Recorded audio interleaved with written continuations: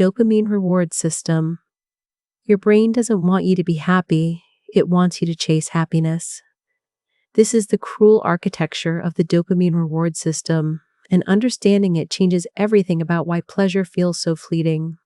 When you anticipate something good, your brain floods with dopamine, creating that electric feeling of excitement and desire. But here's the trap. The actual achievement or acquisition triggers far less dopamine than the wanting did. You feel more neural pleasure scrolling through vacation photos planning your trip than you do lying on the beach. More reward looking at the menu than eating the meal. More excitement before the date than during it. This isn't a flaw in your psychology. It's a feature that kept your ancestors alive. A brain satisfied with what it has stops seeking, stops striving, stops surviving. So evolution built you to be a wanting machine, not a having machine. The implications are staggering. Every purchase, every achievement, every goal reached delivers less satisfaction than your brain promised during the pursuit. You're biologically designed to adapt to positive changes within weeks or months, returning to your baseline happiness level regardless of improved circumstances. Lottery winners return to their pre-winning happiness levels. People who get their dream job feel the same within a year. Your brain recalibrates constantly, ensuring the chase never ends. The dopamine system made you an eternal striver in a world where satisfaction is always one more goal away. Hedonic adaptation treadmill. You finally get what you wanted, and within months, it feels ordinary. This is hedonic adaptation, the psychological immune system that protects you from prolonged negative emotions, but also steals the joy from positive ones.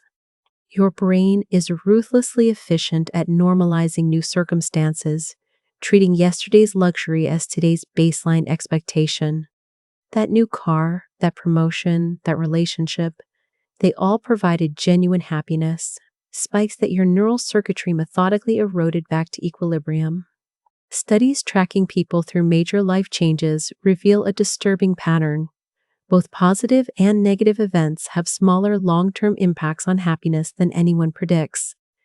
You overestimate how happy success will make you and how devastated failure will leave you. Your emotional range is narrower and more stable than your ambitions assume. This creates an exhausting cycle where you pursue goals expecting transformation, but receive only temporary satisfaction before the hedonic treadmill resets. You're running faster to stay in the same emotional place. The mechanism operates below conscious awareness through neural habituation. Repeated exposure to any stimulus, positive or negative, diminishes the brain's response. The same experience that flooded you with joy becomes background noise. Your dream home becomes just home. Your exciting partner becomes just your partner. The promotion becomes just your job. What's particularly cruel is that negative adaptation occurs more slowly than positive adaptation. You adjust faster to good fortune than to bad, meaning pain lingers longer than pleasure. Evolution shaped you this way because satisfied ancestors who stopped striving didn't pass on genes. Your happiness thermostat is permanently set to restless. Social comparison destruction. Your happiness isn't measured in absolutes, but in relatives, and that's destroying you. The human brain contains specialized circuitry dedicated entirely to social comparison, constantly scanning your environment to determine where you rank. This made evolutionary sense when resources were scarce and status determined survival. But in the modern world, it's a weapon of mass unhappiness. You don't evaluate your salary, your home, your relationship, or your achievements based on objective metrics. You evaluate them based on how they compare to your reference group, and technology has expanded that reference group from your immediate tribe to the entire visible world. Instagram didn't just give you a window into other lives, it gave you a weapon to brutalize your own satisfaction. Studies show people would rather earn $60,000 when others earn $40,000 than earn $80,000 when others earn $100,000. The absolute amount matters less than the relative position. You're hardwired to prefer being relatively superior in worse absolute conditions than being relatively inferior in better absolute conditions. This explains why happiness levels in developed nations have remained flat or declined even as material wealth has exploded. Everyone has more, but everyone also has more people to compare themselves against. The comparison mechanism operates automatically and unconsciously. Your brain processes social comparison information in the same regions that process physical pain. Being outranked doesn't just feel bad, it hurts in neurologically measurable ways. The cruelest aspect is that upward comparison is far more salient than downward comparison. You notice the people doing better than you far more readily than the people doing worse. Your attention naturally gravitates toward those ahead of you on whatever dimension you're measuring, ensuring you always feel behind. Social media algorithmically amplifies this by showing you highlight reels from hundreds of lives simultaneously, creating an impossible composite standard that no actual human meets but that your brain treats as the competition. You're comparing your ordinary reality against curated fantasy and losing a battle that was rigged from the start. Impact bias forecasting. You're terrible at predicting what will make you happy, and this forecasting failure is causing you to make systematically wrong life decisions. This is impact bias, the tendency to overestimate both the intensity and duration of your emotional reactions to future events. You believe the promotion will transform your life, the breakup will destroy you, the purchase will bring lasting joy, and in nearly every case, you're dramatically wrong. Your brain has almost no access to the actual feelings you'll experience in future scenarios, so it constructs predictions based on biased simulations. These simulations focus intensely on the event itself while ignoring everything else that will also be happening in your life when that future arrives. You imagine getting the dream job and feel the surge of accomplishment, but you don't imagine the Tuesday afternoon 3 months later when it's raining and you're tired and the job is just a job. You imagine the vacation and feel the anticipated relaxation, but you don't imagine the travel stress, the sunburn, the disappointing restaurant, the fight with your partner. Your forecasting mechanism samples the peak emotional moment and extrapolates it across time, ignoring adaptation, distraction, and the resumption of normal life. This causes catastrophic decision-making. You pursue goals that won't deliver the happiness you expect. You avoid changes that wouldn't cause the suffering you fear. You optimize for future states that won't feel how you think they'll feel when you arrive. The research is brutal. Tenure-track professors overestimate how happy getting tenure will make them. People overestimate how devastating a romantic rejection will be. Consumers overestimate the lasting satisfaction from purchases. Across domains, humans are consistently wrong about their future emotional states. What makes this particularly insidious is that you rarely receive corrective feedback. When the promotion doesn't make you as happy as you expected, you don't conclude that your forecasting is broken. You conclude that you need the next promotion. When the purchase doesn't satisfy, you don't question the prediction mechanism, you just want the next purchase. You're trapped in a cycle of pursuing goals based on faulty emotional predictions, never learning that the prediction system itself is fundamentally unreliable. Affective forecasting failure. The feelings you think you'll have in the future are illusions constructed by a brain that doesn't have access to future feelings. This is affective forecasting, and your incompetence at it is shaping your entire life trajectory toward outcomes that won't deliver what you expect. When you imagine future scenarios, your brain generates emotional simulations meant to guide decision-making, but these simulations are contaminated by your current state, your incomplete information, and your inability to account for adaptation. You can't actually feel future feelings, you can only feel current feelings about imagined futures, and the gap between these is enormous. Research subjects consistently fail to predict their emotional responses accurately. People expect to be far more upset by negative feedback than they actually are when it arrives. They expect far more joy from positive outcomes than they experience. They believe ending a relationship will leave them miserable for months when the actual duration is weeks. They think a salary increase will make them substantially happier when the effect disappears within months. The mechanism behind this failure is that your brain focuses on the focal event and ignores everything else. You imagine the job loss and feel dread, but you don't imagine the Tuesday morning 2 months later when you're sleeping in, exploring a new hobby, and feeling unexpectedly liberated. You imagine the wedding day and feel joy, but you don't imagine the ordinary Thursday evening 3 years later dealing with dishes and bills. Your forecasts are based on emotional snapshots, not the complex, adapted, distracted reality of lived experience. This creates systematic life optimization failures. You make sacrifices now for future gains that won't feel as good as you expect. You avoid risks to prevent future pains that won't hurt as much as you fear. You structure your entire existence around emotional forecasts that are demonstrably, measurably wrong. The tragedy is compounded because you have no way to know which specific predictions are wrong until you live them, and by then the decision is already made. You're navigating life with a broken emotional GPS, confidently following directions that lead somewhere other than where you think you're going. Set point theory.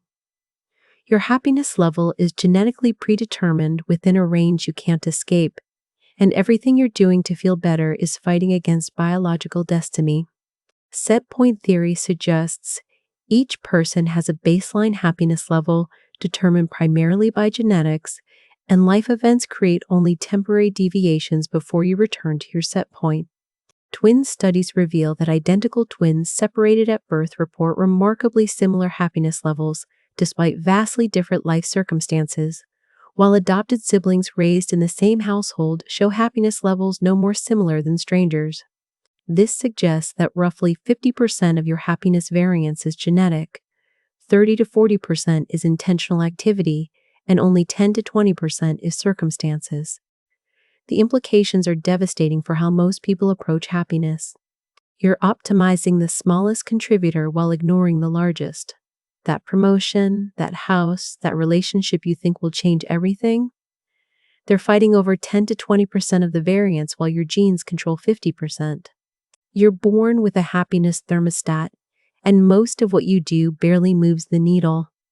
The set point isn't fixed at a single number, but rather a range, which provides some room for influence but not transformation. Someone with a genetically low set point might move from the bottom of their range to the top through intentional practices, but they're never reaching the range of someone born with a high set point. You're playing a game where the starting position determines most of the outcome, and the starting position was assigned before you took your first breath. What makes this particularly cruel is that you can't feel your set point directly. You experience your current happiness level and assume it's responsive to your circumstances and choices, when in reality, it's tethered to a genetic baseline that pulls you back regardless of what you achieve or acquire. People who win the lottery experience a happiness spike that fades within a year. People who become paraplegic experience a happiness drop that rebounds within a year.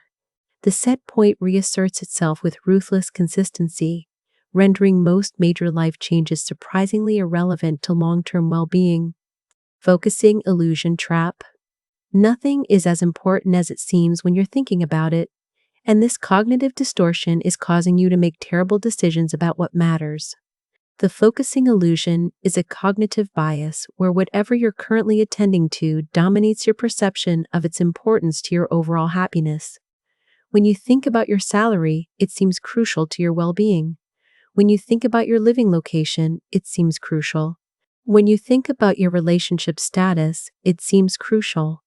The illusion is that each factor feels maximally important when it's in focus, but most factors contribute far less to experienced happiness than to evaluated happiness. You experience your life as a complex mixture of many simultaneous factors, most happening in the background of awareness. You evaluate your life by focusing on specific factors one at a time, dramatically overweighting their importance. Someone considering a move to California focuses intensely on weather and overestimates how much constant sunshine will improve their life. Ignoring that weather is a background factor, they'll barely notice after adaptation, while foreground factors like commute stress and cost of living will dominate daily experience. The research is clear. People believe circumstances like income, location, and physical attractiveness matter enormously to happiness, but longitudinal studies show these factors explain surprisingly little variance in reported well-being. What you focus on expands in perceived importance beyond its actual impact. This creates systematic errors in life planning. You pursue changes that seem important because you're focusing on them, not because they'll actually improve your lived experience. You sacrifice in areas that aren't currently in focus to gain in areas that are, trading actual well-being for imagined well-being. The mechanism operates through attention allocation.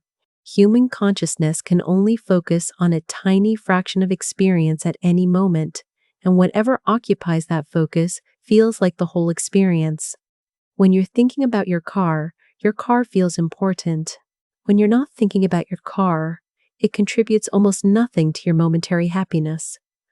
But decisions are made during the thinking, when the illusion is strongest, not during the living, when reality dominates. You're optimizing for the wrong variables, because focusing on them makes them feel like the right variables. Miswanting patterns everywhere. You want things that won't make you happy, and don't want things that will. And this systematic error in desire is directing your life toward outcomes you won't actually enjoy. Miswanting is the technical term for wanting something based on incorrect predictions about the utility it will provide. Your wanting system evolved to motivate behavior in ancestral environments with specific resource constraints and threats. Modern environments present your ancient wanting system with stimuli. It wasn't designed to evaluate accurately. You want sugar because your ancestors needed calorie-dense foods in scarcity environments, but in abundance, environments this want makes you unhealthy. You want status because your ancestors needed rank for mating access and resource priority. But in modern contexts, this want makes you miserable on social media. You want novelty because your ancestors needed exploration for survival information, but in infinite content streams, this want fragments your attention into uselessness. The miswanting operates at every level. You want the corner office, but studies show office quality has almost no correlation with job satisfaction. You want the bigger house, but space beyond sufficiency doesn't increase happiness. You want more choices, but choice overload decreases satisfaction and increases regret. You want material goods, but experiences provide more lasting happiness. You want to maximize earning, but time affluence predicts well-being better than money affluence once you're above the poverty line. At every turn, what you want and what will actually improve your life are misaligned. The tragedy is that you can't simply think your way out of miswanting. Knowing that the purchase won't make you happy doesn't stop you from wanting it. Understanding that the promotion won't deliver the satisfaction you expect doesn't eliminate the desire for it. Your wanting system operates largely below the level of conscious control, driven by evolutionary programming that doesn't update based on intellectual understanding. You're a modern human with an ancient desire system, constantly wanting things that made sense in the Pleistocene but actively harm you now. Every advertisement, every social media post, every cultural message about success is hacking your wanting system, making you desire outcomes that benefit others while failing to deliver the well-being you seek. Immune neglect mechanism, you're far more resilient than you think, and this failure to account for your psychological immune system is making you catastrophize future challenges while undervaluing current strengths. Immune neglect is the tendency to overlook your brain's powerful ability to rationalize, reinterpret, and emotionally recover from negative events. When you imagine future setbacks, you don't account for the psychological defenses that will activate to protect you.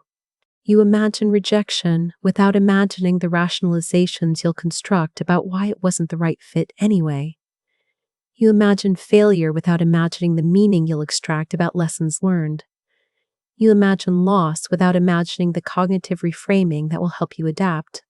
Your psychological immune system is constantly working to protect your well-being through motivated reasoning, selective attention, positive reinterpretation, and downward comparison.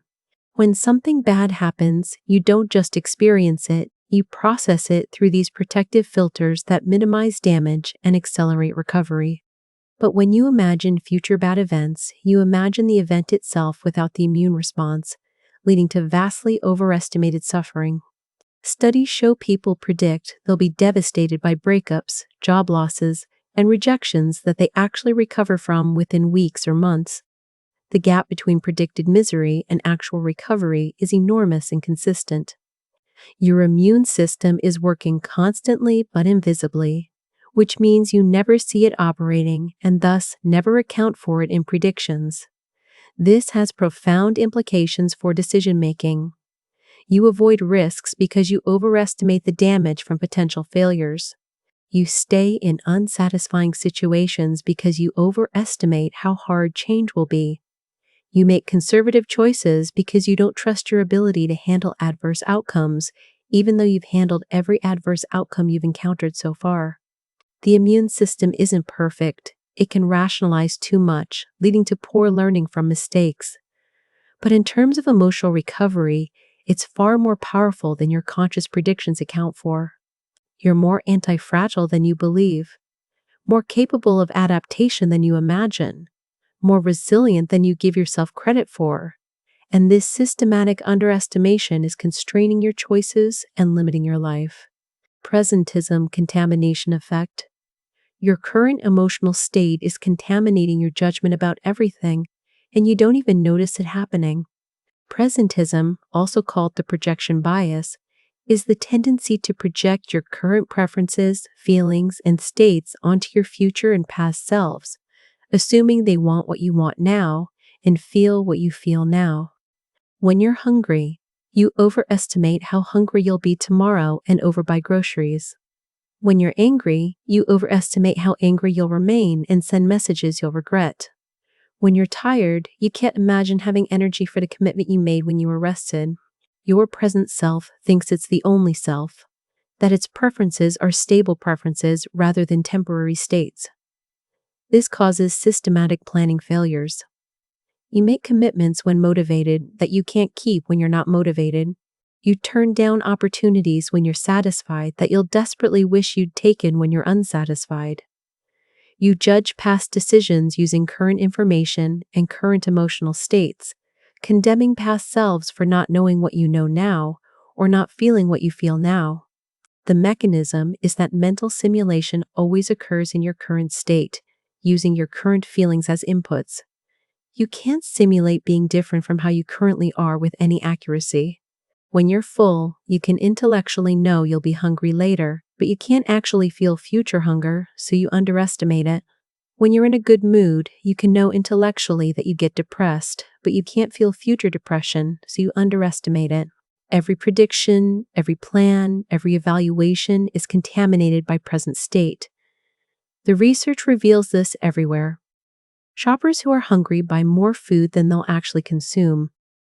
People who are sexually aroused make riskier decisions than they predict they'll make when unaroused. People in pain can't imagine wanting to exercise. People who aren't in pain can't imagine not wanting to exercise. You're making decisions for future selves whose preferences you can't actually access because you're trapped in your present self's experience. This is why you keep making the same mistakes. Keep being surprised by your own behavior. Keep feeling like you're not quite in control of your life across time. You're not one continuous self making coherent decisions. You're a succession of present selves, each thinking it's the permanent self, each making decisions the next self will have to live with. Habituation stealing joy. Every positive experience you have will become neutral through repetition, and there's almost nothing you can do to stop it. Habituation is the neurological process by which repeated exposure to stimuli leads to decreased response. Your brain stops firing as intensely for experiences that occur regularly, regardless of how objectively positive those experiences are. The first bite of chocolate activates reward centers intensely. The 10th bite barely registers. The first kiss with a new partner floods you with dopamine. The 1000th kiss is pleasant, but doesn't create the same neurological fireworks. This isn't about the experiences getting worse objectively, it's about your brain's response diminishing through pure repetition. The mechanism evolved to keep your attention available for novel information that might signal threats or opportunities. A brain that remained maximally activated by familiar positive stimuli would miss new important information. So evolution built you to adapt, to take for granted, to normalize even the most wonderful recurring experiences. The cruelty is that habituation occurs faster for positive than for negative experiences.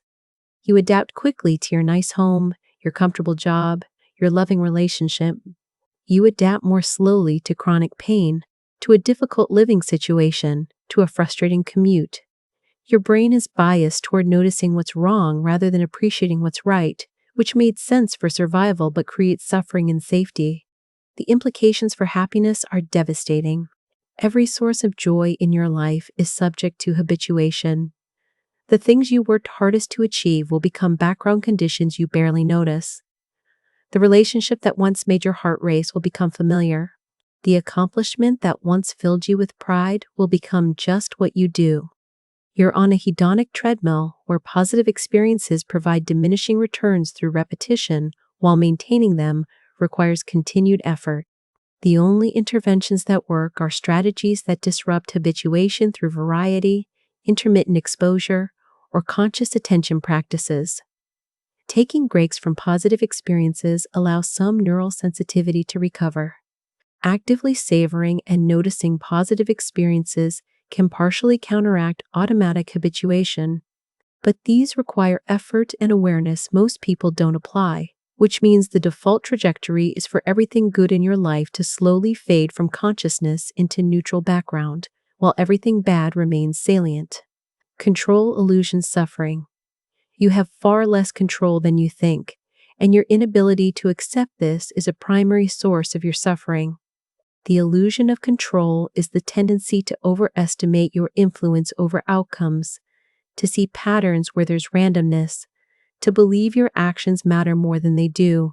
In situations involving chance, people who get to throw dice themselves bet more than people who watch others throw, despite identical odds. People believe they're more likely to win the lottery if they choose their own numbers rather than receiving random numbers. Traders believe their skill predicts stock performance when the evidence shows they're mostly tracking market randomness. The illusion extends to everything. You believe you can control your children's outcomes through parenting when genetics and peer effects dominate. You believe you can control your career through hard work when luck and timing often matter more. You believe you can control your health through good habits when genetic and environmental factors you can't influence are frequently decisive. The gap between your perceived control and your actual control is enormous, and living in that gap creates constant frustration. When outcomes don't match efforts, instead of recognizing the limits of your control, you assume you didn't try hard enough, didn't optimize correctly, didn't deserve the good outcome, did something to cause the bad outcome. You're taking responsibility for results you didn't actually determine, generating guilt for failures that weren't your fault, and false confidence in successes that were partially luck. The mechanism operates through motivated reasoning. Believing you have control feels safer than accepting you're subject to forces beyond your influence. Randomness is terrifying. Luck is unacceptable. So your brain constructs narratives where your choices matter, where there are rules you can follow to ensure outcomes, where the universe is responsive to your efforts. These narratives provide comfort but poor predictions. The research is clear. People who accurately perceive their lack of control over outcomes report more depression. People who maintain illusions of control report more optimism. But that optimism comes with the cost of constant disappointment when reality doesn't comply with your imagined influence. You're stuck between accepting a random universe that doesn't care about your efforts, or maintaining comforting illusions that lead to chronic frustration when outcomes don't match expectations. Most people choose the illusion, which means most people spend their lives suffering from the gap between the control they imagine and the control they actually possess. Peak end rule. You don't remember experiences accurately. You remember the peak moment and the end, and this memory distortion is causing you to make terrible decisions about what to pursue. The peak end rule is a psychological heuristic where people judge experiences based primarily on how they felt at the most intense moment and how they felt at the end, largely ignoring duration and other moments. In classic experiments, people preferred a shorter colonoscopy with a less painful peak, an end to a longer colonoscopy with more total pain, but a better ending. They preferred a vacation with a terrible peak and wonderful end to a vacation with a wonderful peak and mediocre end. Your remembered utility is systematically different from your experienced utility. and you make decisions based on remembered utility. This creates profound distortions. You'll repeat experiences that had wonderful endings but were mostly unpleasant. You'll avoid experiences that were mostly pleasant but had disappointing endings. You're optimizing for memories rather than for moment-to-moment experience, which would be fine except you have to live the experience moment to moment to get the memory. A 2-week vacation and a 1-week vacation to the same place are remembered almost identically if they have similar peaks and endings, despite one providing literally twice as much experienced pleasure. You're wasting time and resources extending experiences that won't improve your memory of them. The implications extend everywhere. Relationships are judged by their ending, which is why bitter breakups poison the memory of years of happiness. Careers are judged by how they end, which is why people stay too long trying to engineer a good ending rather than leaving when the experience stops being positive. Movies, meals, events, projects, all are evaluated based on a tiny fraction of the actual experience. The mechanism operates because your brain doesn't store continuous records of experiences. It stores compressed summaries biased toward extreme moments and conclusions. This compression is necessary because detailed memory storage would overwhelm cognitive capacity, but it creates systematic evaluation errors. You think you're choosing based on what will make you happiest, but you're actually choosing based on what will create the best memory, and those aren't the same thing. The duration neglect is particularly costly. You're willing to endure significantly more total suffering to avoid a bad ending or to achieve a good peak. You're dismissing the value of extended positive experiences because they don't create proportionally better memories. You're living for the story you'll tell rather than the experience you'll have. Adaptation level shifts. Your baseline for what counts as good or bad isn't fixed. It shifts based on your recent experiences, and this shifting baseline is making satisfaction impossible. Adaptation level theory states that you evaluate new experiences relative to your adapted baseline, not relative to any absolute standard. If you're used to staying in budget hotels, a mid-range hotel feels luxurious. If you're used to staying in luxury hotels, a mid-range hotel feels disappointing. The objective quality is identical, but your subjective experience is determined by your baseline. This creates an insidious ratchet effect. Every positive experience shifts your baseline upward, making previously satisfying experiences feel inadequate. Your first apartment felt like freedom. After living in nicer places, an apartment like that first one feels like deprivation. Your first salary felt like wealth. After earning more, a salary at that level feels like poverty. You're not comparing to the objective conditions. You're comparing to your adapted baseline, which means improvement doesn't create lasting satisfaction, it creates higher standards. The mechanism is neurological. Your sensory and reward systems calibrate to the average input they receive, treating that average as the neutral point. Inputs below the average register as negative. Inputs above the average register as positive. But the average keeps shifting based on recent inputs, so the neutral point is constantly moving. You're on a treadmill where getting what you want moves the goalpost for what counts as satisfying. This explains why increases in material wealth don't produce proportional increases in happiness. As societies get richer, the baseline for what counts as adequate rises commensurately. Indoor plumbing was once a luxury that only the wealthy enjoyed. Now it's a baseline expectation in developed countries, and having it provides zero happiness while lacking it creates misery. The same will happen with whatever you achieve. It will shift from achievement to baseline, from source of satisfaction to neutral expectation, and then anything less than that new baseline will feel like deprivation. You're adapting yourself out of satisfaction with every improvement, which means the improvement strategy is fundamentally flawed. You can't outrun your baseline because your baseline is defined by where you are. The only escape is to somehow stabilize your baseline independent of your circumstances. But evolution didn't build you that way. Evaluability bias trap. You make dramatically different decisions depending on whether you evaluate options in isolation or in comparison, and this inconsistency reveals that you don't actually know what you want. Evaluability bias occurs because some attributes are hard to evaluate in isolation, but easy to evaluate in comparison, while other attributes are easy to evaluate in isolation. In classic experiments, people choose a cheaper set with more items when evaluating it alone, but choose a more expensive set with fewer items when comparing the two sets side by side, because quality is hard to evaluate alone but easy in comparison, while quantity is easy to evaluate alone. This means your preferences reverse depending on how options are presented. You think you know what you want, but your expressed preferences change based on whether you're seeing one option or multiple options. You don't have stable values, you have context-dependent responses. The implications are everywhere.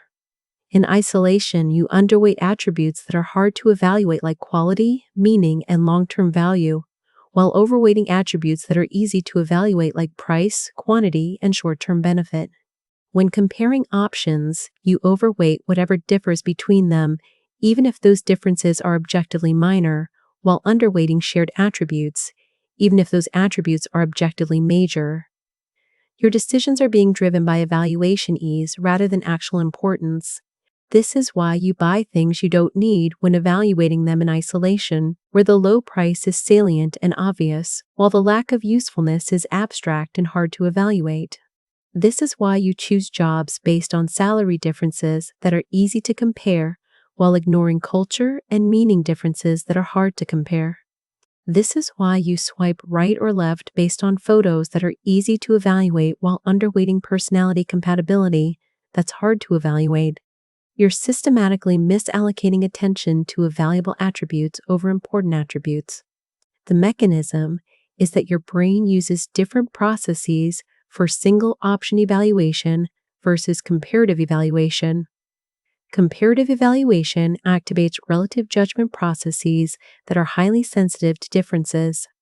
Single option evaluation activates absolute judgment processes that rely on ease of evaluation. Neither process is accurately tracking what will maximize your well-being. You're making inconsistent choices driven by presentation format rather than stable values, which means you're not really in control of your decisions at all. Prospection errors everywhere. You spend tremendous cognitive resources imagining future scenarios to guide current decisions, and nearly all of those imaginings are systematically wrong in predictable ways. Prospection is mental time travel into the future, and humans do it constantly. You're simulating how you'll feel if you take the job, decline the invitation, make the purchase, end the relationship. These simulations feel like previews of actual future experience, but they're contaminated by multiple biases that render them unreliable guides. You overestimate the emotional intensity of future events, underestimate your adaptation to changed circumstances, neglect to include base rate information about how similar events actually affected you before, and fill in missing details with current preferences rather than likely future preferences. The result is that you're making decisions based on imagined futures that won't match lived futures. You avoid actions because you imagine you'll feel terrible regret. But when you actually experience the outcome, your psychological immune system minimizes the regret. You pursue actions because you imagine you'll feel wonderful satisfaction. But when you achieve the outcome, hedonic adaptation eliminates the satisfaction. Your prospective imagination is confidently, consistently misleading you. The errors aren't random, they're systematic. You overestimate the impact of focal events, while underestimating the impact of everything else that will be happening simultaneously in your life. You overestimate the duration of emotional reactions while underestimating your tendency to move on mentally. You overweight vivid details while underweighting base rates and statistics. Every prospection is biased toward drama, toward the imagined event dominating your future consciousness, when reality will be far more diffuse and mixed. What makes this particularly insidious is that prospection feels trustworthy. The simulations your brain generates feel like genuine previews, not like biased constructions. You experience them with sensory vividness and emotional content that seems to verify their accuracy. But simulation fluency doesn't equal predictive validity. Just because you can vividly imagine feeling devastated by an outcome doesn't mean you'll actually feel devastated when it arrives. Just because you can't imagine being happy in a scenario doesn't mean you won't adapt and find happiness there. You're navigating major life decisions using a mental tool that's fundamentally unreliable but feels fundamentally trustworthy, which is the worst possible combination.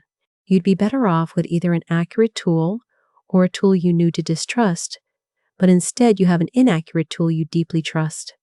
Synthetic happiness works. Your brain can manufacture happiness from nothing, and your refusal to believe this is keeping you trapped in unnecessary suffering. Synthetic happiness is the happiness you create through psychological processes like rationalization, positive reinterpretation, and meaning, making when you don't get what you wanted. It's different from natural happiness, which is what you feel when you get what you wanted. The shocking finding from decades of research is that synthetic happiness is just as real, just as enduring, and just as satisfying as natural happiness. People who can't change their decisions report being just as happy with their outcomes as people who can change their decisions. People who lose the freedom to reverse their choices become more satisfied with those choices. People who don't get their first preference come to believe their assigned option was actually better. Your brain is manufacturing satisfaction, and the manufactured satisfaction functions identically to the supposedly authentic satisfaction of getting what you wanted. This should be liberating information. It means you're not actually dependent on external circumstances for happiness. You have an internal happiness generator that can create well-being from whatever situation you're in. But most people reject this information because it threatens the belief that happiness comes from getting what you want. You want to believe that the difference between getting your preference and not getting it is enormous, that your preferences matter deeply, that pursuing what you want is the path to happiness. Accepting that your brain will make you equally happy either way feels like nihilism, like your choices don't matter. But that's the wrong conclusion. Your choices matter for many reasons beyond their impact on your happiness level. The right conclusion is that you're far more resilient and adaptable than you believe. And this resilience means you can take more risks, make bolder choices, and worry less about outcomes because your psychological immune system will protect your well-being regardless.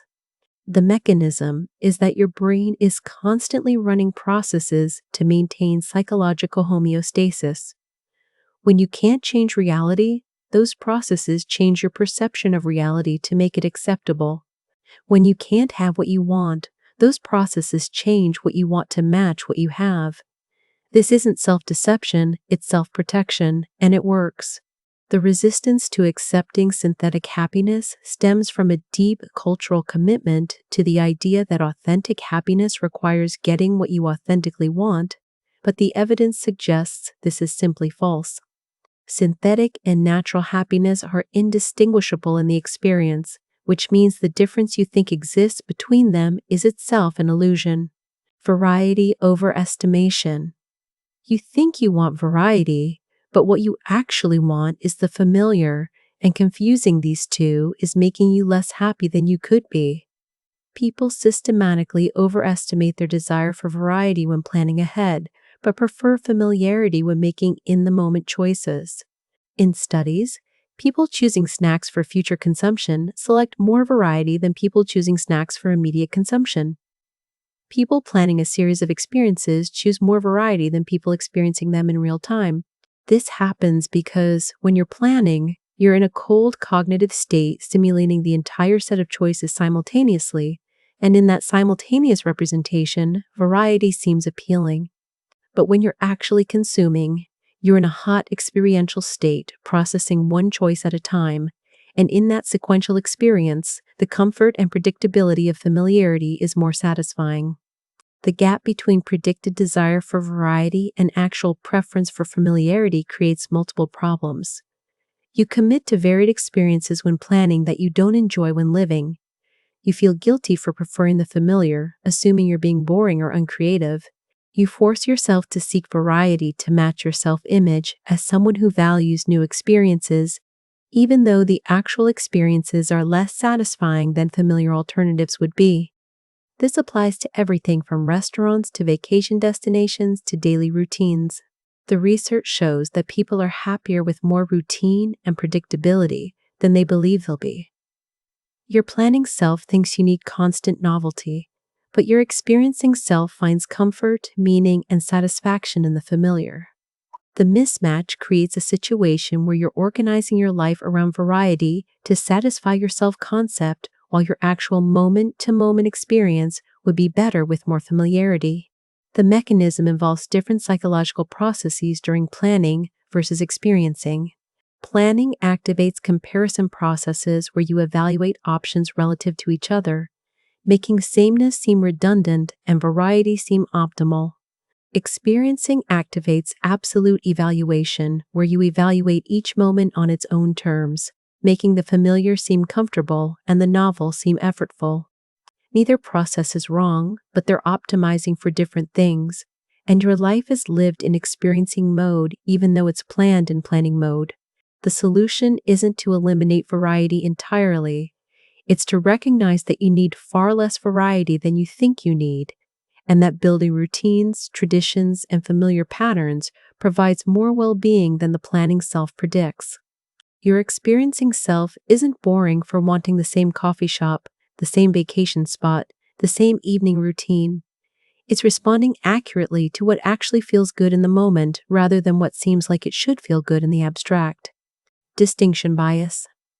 Small differences between options feel enormous when comparing them, but disappear entirely once you've chosen and are living with the outcome. Distinction bias is the tendency to overweight differences between options when evaluating them jointly while underweighting those same differences when evaluating options separately. In experiments, people rate two similar options as very different when shown side by side, but rate them as nearly identical when shown individually. The difference only feels significant in the moment of comparison, not in the experience of living with the choice.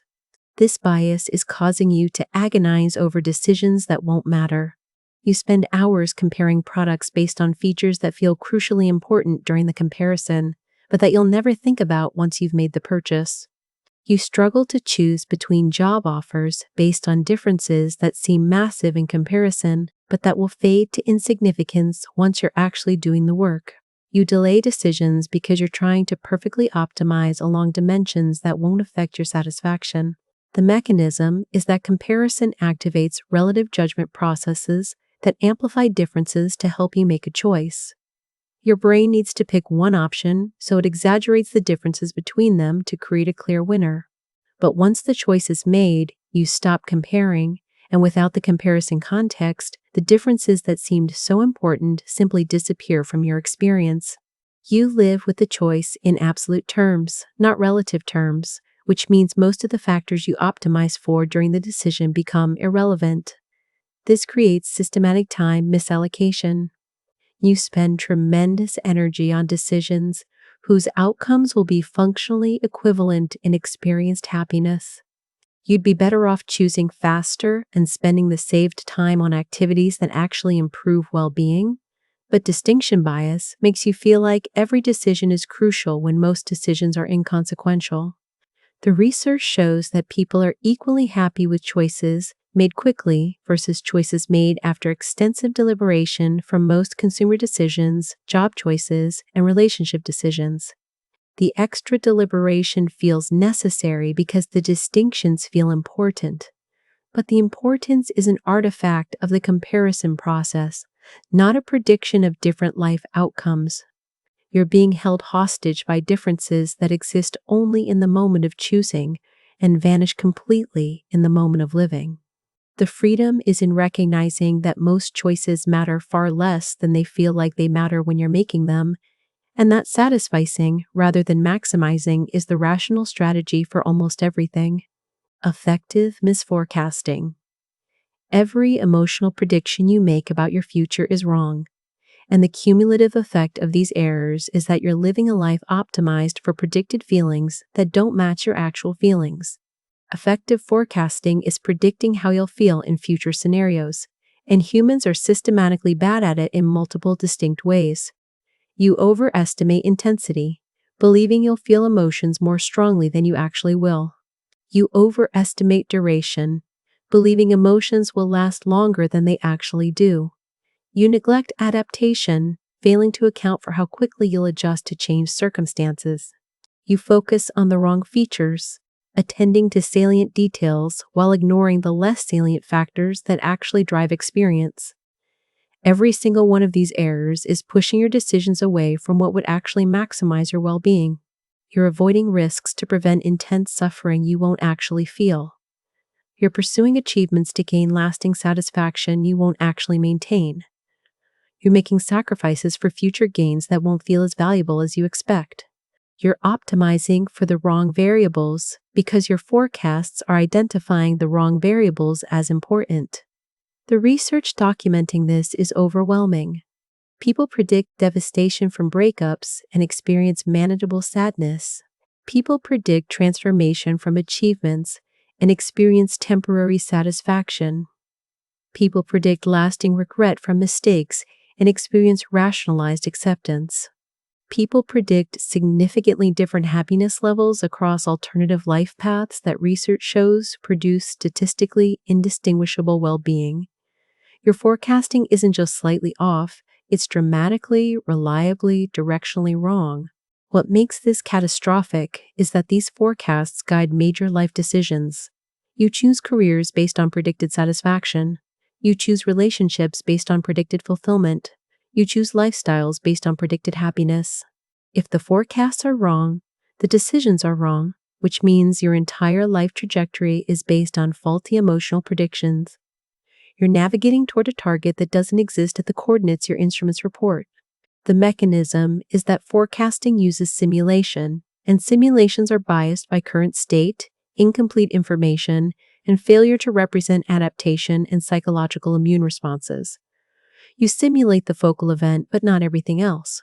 You simulate your initial reaction, but not your adapted reaction. You simulate based on current values, but not on how your values will change.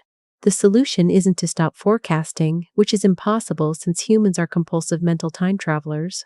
The solution is to radically discount your forecasts, to treat them as directionally suggestive rather than quantitatively accurate, and to rely more on base rates, on how similar events actually affected you or others in the past, rather than on vivid simulations of how you imagine they'll feel in the future. Maximizing versus satisficing. Your attempt to find the best option is making you miserable, while people who settle for good enough are happier, and you can't stop even though you know this. Maximizers are people who need to find the best option. Satisficers are people who set a threshold of acceptability and choose the first option that meets it. In every domain studied, maximizers report more decision difficulty, more decision regret, more counterfactual thinking, more opportunity cost consideration, and lower satisfaction with chosen options than satisficers, even though maximizers objectively secure better outcomes on measurable dimensions.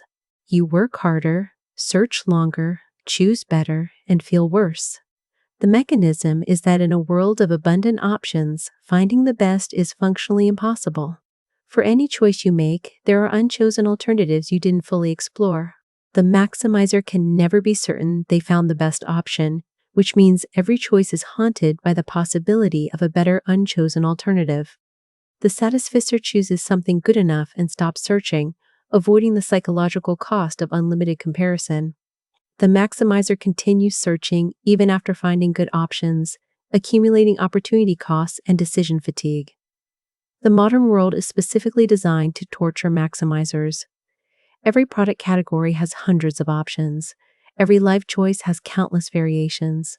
Information abundance means you can always find another alternative to evaluate. The maximizer strategy of exhaustive search was somewhat functional when options were limited, but with unlimited options, it becomes a recipe for paralysis and dissatisfaction. What makes this particularly cruel is that maximizers often can't stop being maximizers even after learning this research.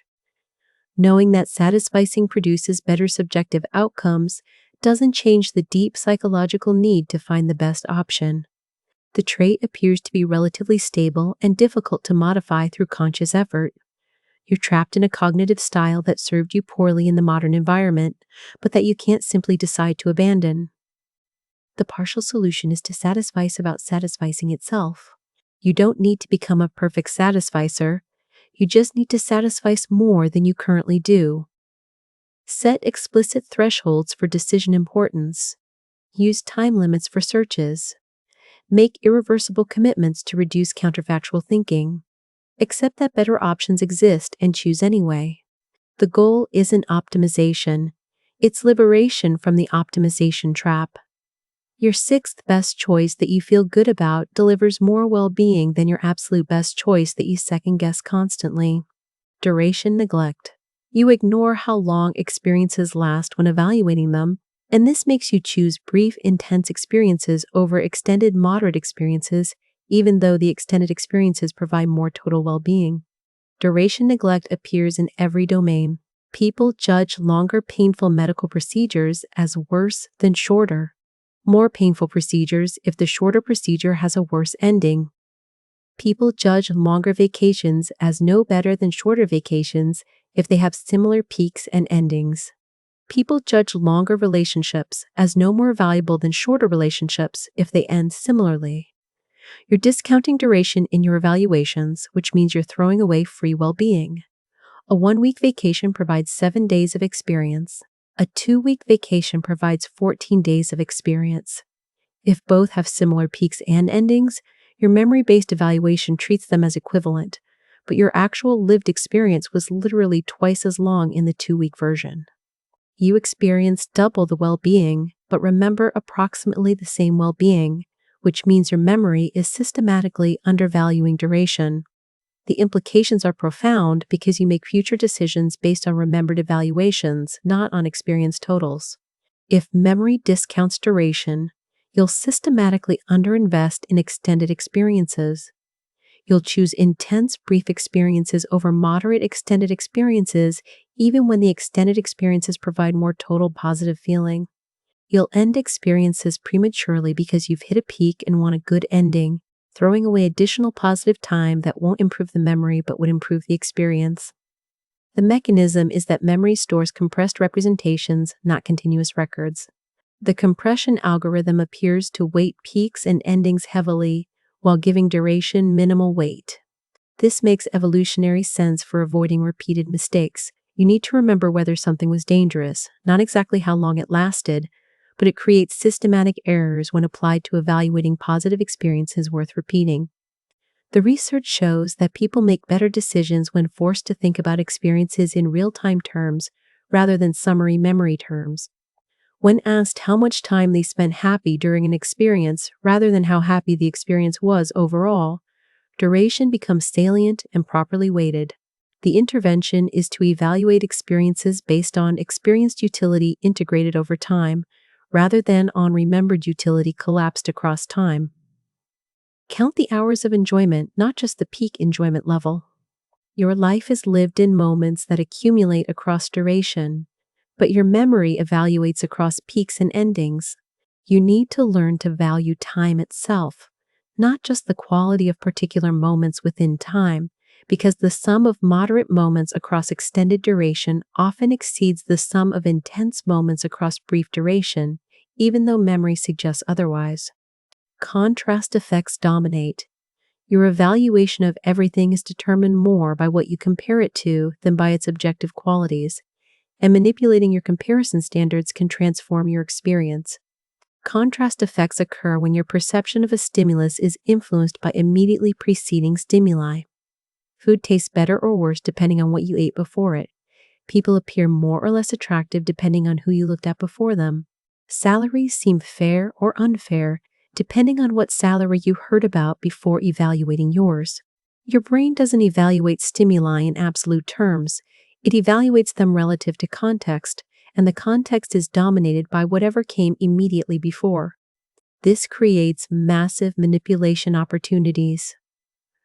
Marketers place expensive items next to the items they actually want to sell to make the target items seem reasonably priced by comparison.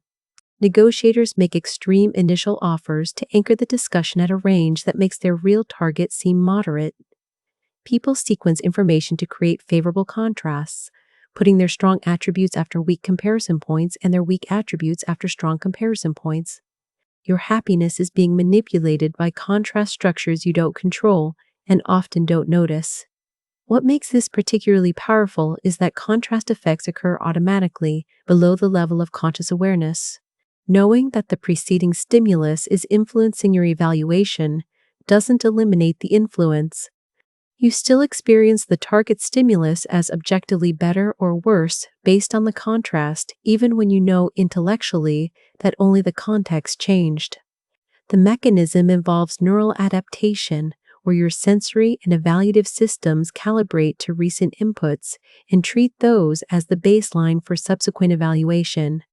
The implications for happiness are enormous because you can structure contrasts deliberately. You can make your current circumstances feel better by exposing yourself to worse comparison points before evaluating them. You can make desired improvements feel more significant by establishing lower baselines before making the improvements. You can protect your satisfaction by avoiding upward comparisons that will make your life feel inadequate by contrast. The research shows that people who naturally compare downward, who notice people worse off than themselves, report higher life satisfaction than people who naturally compare upward, who notice people better off than themselves. The objective circumstances are identical, but the contrast direction determines the subjective evaluation. You have some control over your contrast structures, which means you have some control over your happiness independent of changing any objective circumstances. The intervention is to curate your information environment to favor contrasts that support well-being rather than undermine it, which means limiting exposure to upward comparison material and deliberately seeking downward comparison material, not to feel superior but to recalibrate your baseline. Remembered self-tyranny. You're sacrificing your experiencing self to serve your remembering self, and this is causing you to optimize your life for stories rather than for lived moments. The experiencing self is the consciousness that lives through moments sequentially. The remembering self is the consciousness that evaluates experiences retrospectively and makes decisions about the future. These are different selves with different preferences, and they're in conflict. The experiencing self cares about moment-to-moment quality integrated across all moments. The remembering self cares about peaks, endings, and narrative coherence. You make decisions to serve your remembering self even when they harm your experiencing self, because the remembering self controls future decisions while the experiencing self only experiences the present. This creates systematic life distortions. You endure unpleasant experiences to have good stories. You ruin enjoyable extended experiences by leaving early to secure a good ending. You pursue dramatic narratives rather than stable contentment because drama makes better stories, even though contentment makes better lived experience. You are living for the highlight reel, for the retrospective evaluation, for what you'll tell people, rather than for the accumulation of pleasant moments across time. The mechanism is that memory runs your life because memory determines what you pursue and avoid in the future. If an experience creates a bad memory, you won't repeat it, regardless of how much total positive experience it contained. If an experience creates a good memory, you'll repeat it, regardless of how much total negative experience it contained. The remembering self is the decider, which means the experiencing self is constantly being overruled. The research is clear about the costs. People refuse medical procedures that would reduce total suffering because those procedures would create worse remembered suffering. People extend vacations past the point of positive experience to try to create a better ending. People stay in relationships longer than they should to avoid the bad memory of ending it. You're tyrannized by your own future memory, living your present to serve your past's evaluation of that future present when it becomes past. What makes this particularly tragic is that your experiencing self is the only self that actually lives your life. The remembering self never experiences anything. It only evaluates representations of what the experiencing self experienced. But the evaluating self controls the decisions, so the experiencing self is trapped serving a master who doesn't actually live in moments. The intervention is to radically privilege experiencing self-welfare over remembering self-satisfaction, to choose extended moderate pleasure over brief intense pleasure, to stay in positive experiences even if they don't have narrative closure, to value time itself rather than just memorable moments within time. You need to live your life for the experiencing self who actually experiences it rather than for the remembering self who only evaluates it after it's already over. Choice overload paralysis.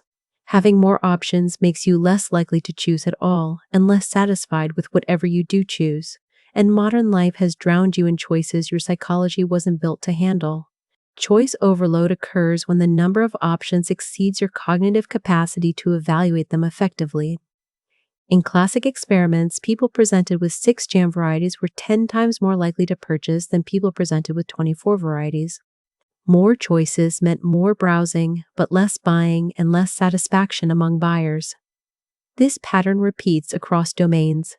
More retirement fund options means less participation. More dating options means less commitment. More career paths means less decision confidence. The mechanism involves multiple psychological costs. Each additional option requires evaluation effort. With dozens of options, the effort required for thorough evaluation is prohibitive, leading to either decision paralysis or shallow evaluation.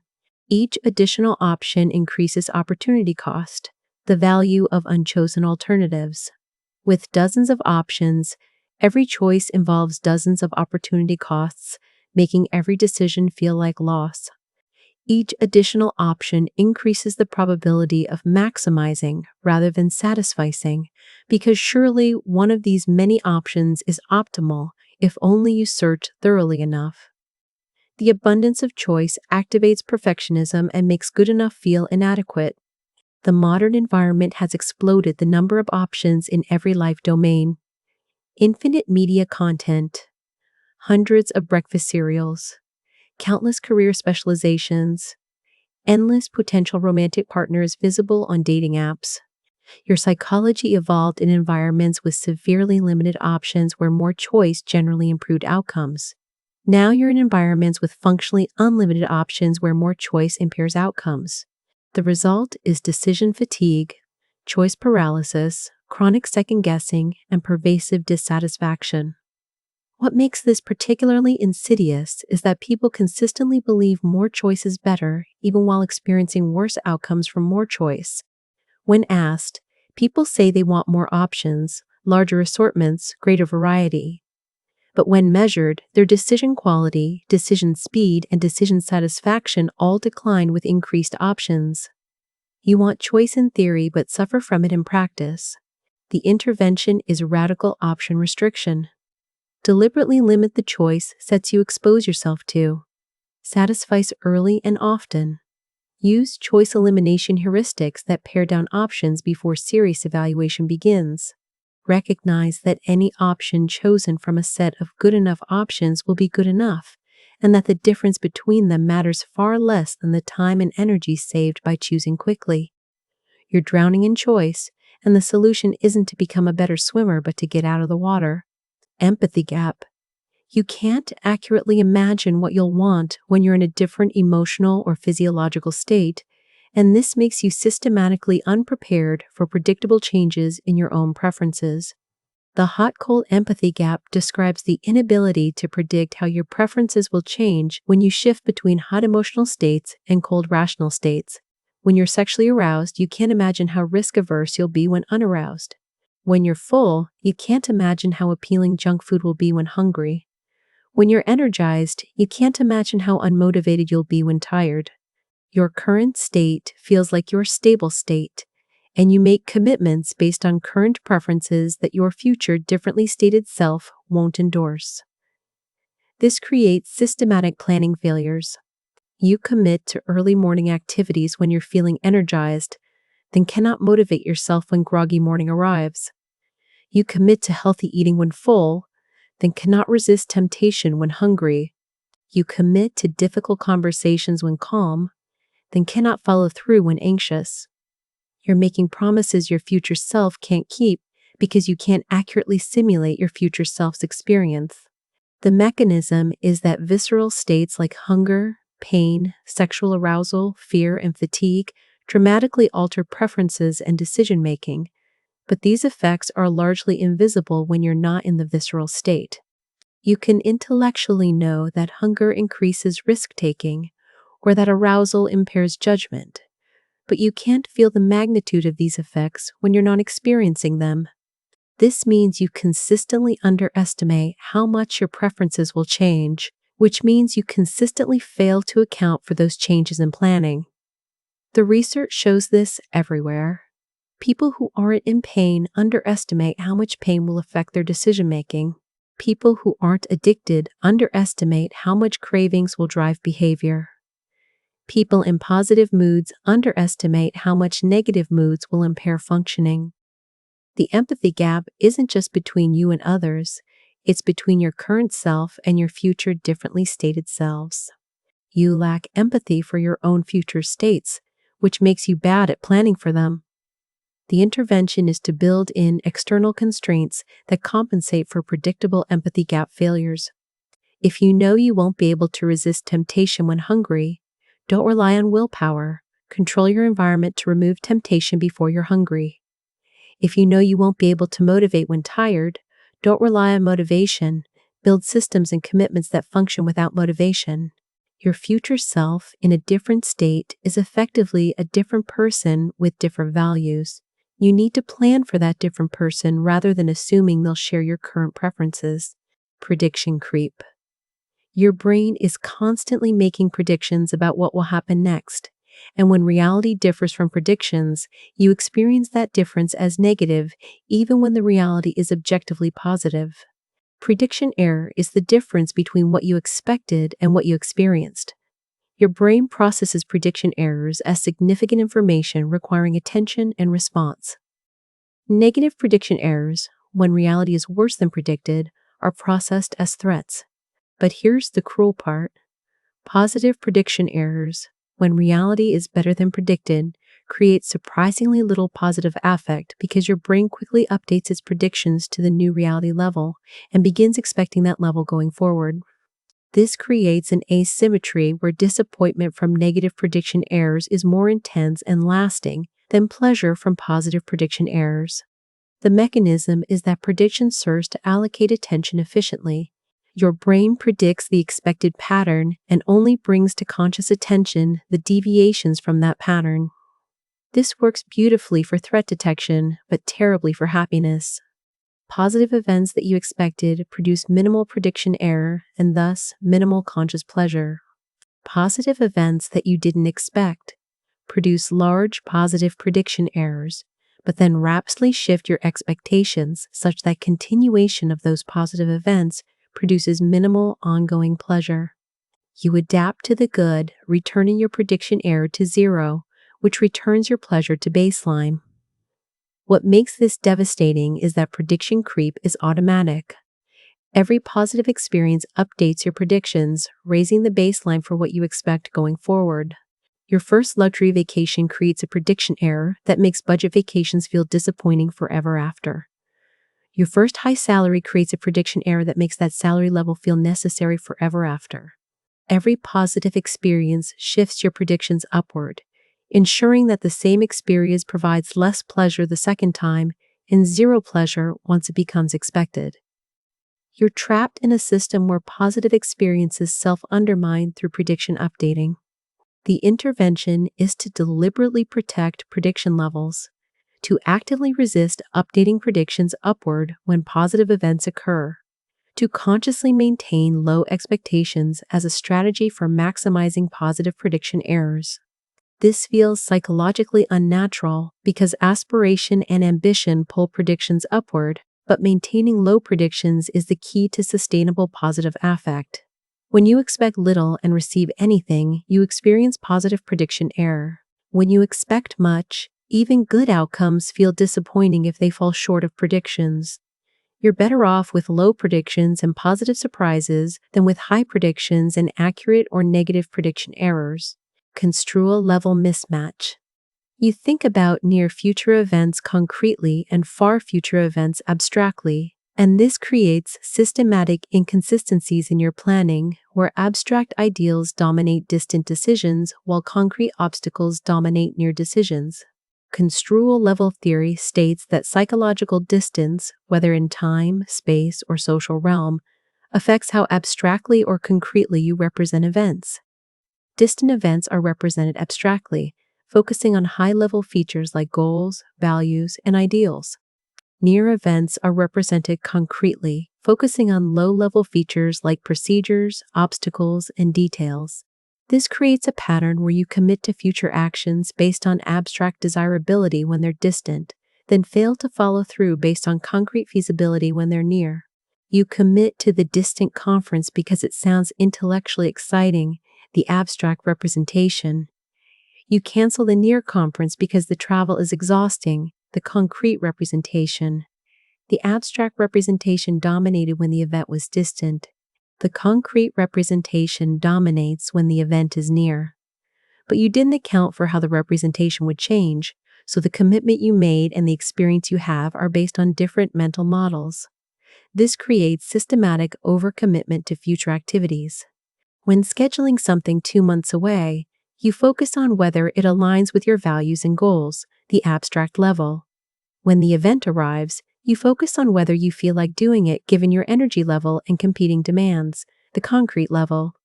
These are different questions, producing different answers, which means your calendar fills with commitments your future self won't endorse. The mechanism is that temporal distance acts like spatial distance or social distance. All dimensions of psychological distance activate abstract construal. This is adaptive for thinking about fundamentally uncertain distant events where details can't be known, but it creates planning failures when you commit to distant specifics using abstract reasoning. The intervention is to force concrete construal during distant planning. When committing to something far in the future, deliberately simulate the concrete experience, the travel logistics, the energy required, the opportunity costs and time, the specific actions involved. Ask yourself whether you'd want to do this if it were tomorrow, forcing near construal on distant decisions. Your far future self will face concrete obstacles with concrete energy limitations and concrete competing demands. Plan for that concrete reality rather than for abstract ideals. The pattern extends beyond time. You commit to helping distant others based on abstract altruistic values, then fail to follow through when concrete costs become salient. You commit to lifestyle changes based on abstract health values, then fail to maintain them when concrete implementation obstacles arise.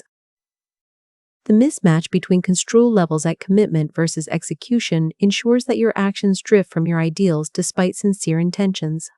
Immune to immune, you're constantly underestimating your psychological immune system's ability to rationalize and recover from negative events, and this makes you avoid reasonable risks and endure bad situations longer than necessary. Your psychological immune system is the collection of cognitive processes that protect your well-being: rationalization, positive reinterpretation, downward social comparison, dissonance reduction, and motivated reasoning. These processes activate automatically when you experience negative events, working to minimize psychological damage and restore emotional equilibrium.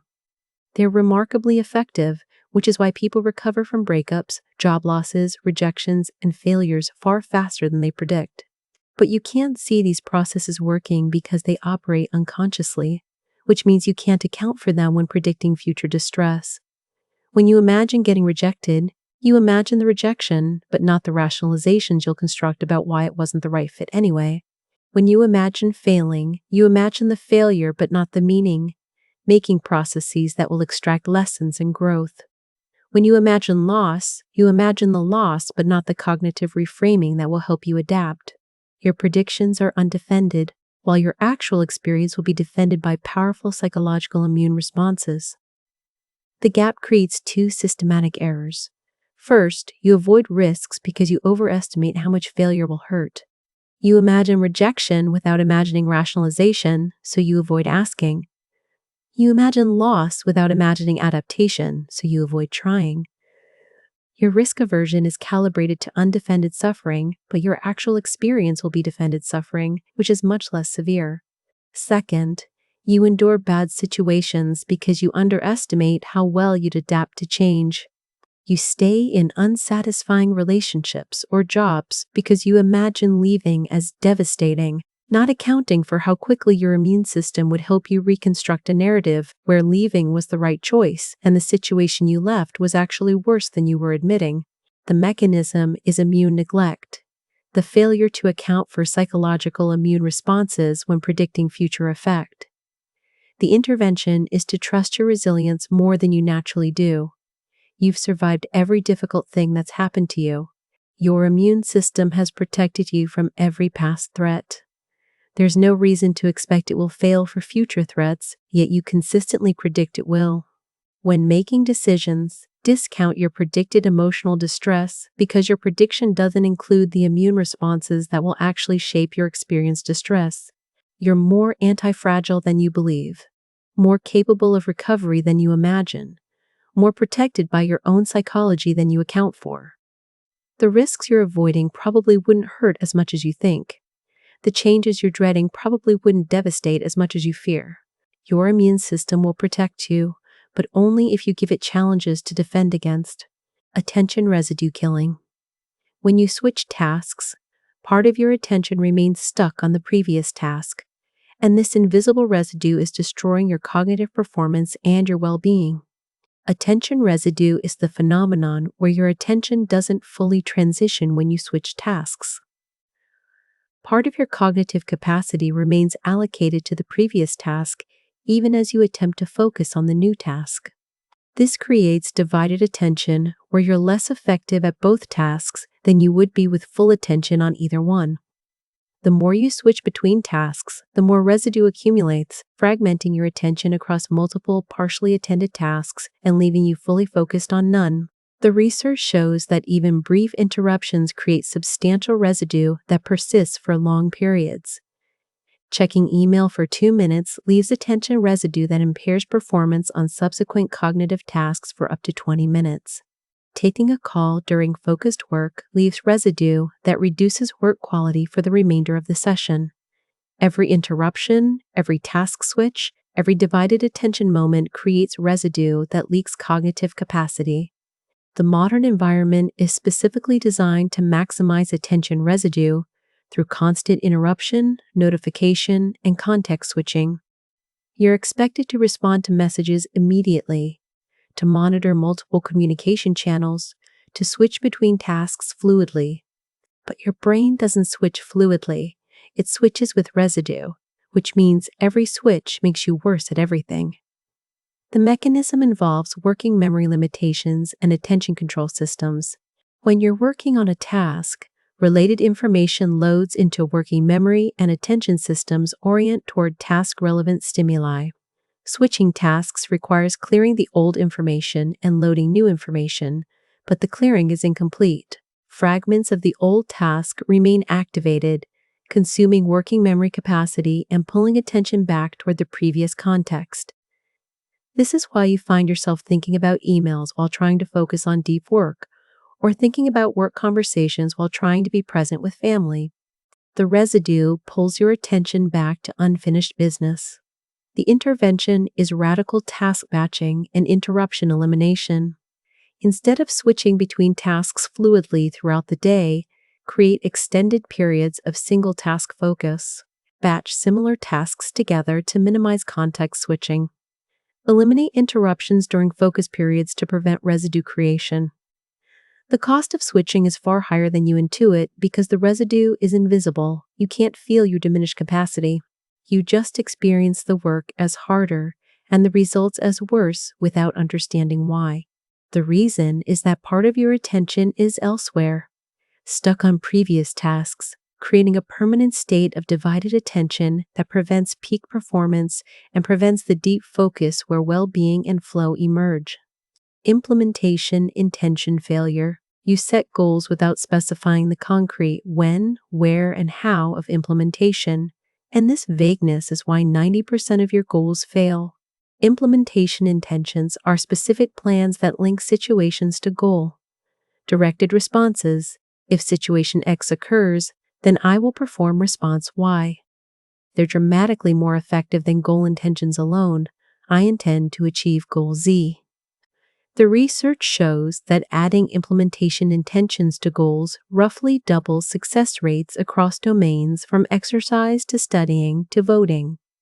The mechanism is that implementation intentions create strong situation action associations that support automatic initiation of goal-directed behavior. When you encounter the specified situation, the intended action is triggered without requiring conscious deliberation or willpower. The situation serves as a cue that activates the planned response. This bypasses the problem of having to remember to act and having to decide to act in the moment, both of which are failure points for goal pursuit. Without implementation intentions, achieving goals requires constant vigilance to notice opportunities, constant decision-making to choose goal-directed actions over competing impulses, and constant willpower to overcome obstacles. All three requirements are unreliable because attention is limited, decision fatigue is real, and willpower is a depletable resource. You intend to exercise but forget because you're busy. You intend to study but decide to relax instead when the moment comes. You intend to eat healthy but give in to temptation when willpower is low. The goal exists, but the bridge from intention to action is missing. Implementation intentions build that bridge by pre-committing to specific actions in specific situations.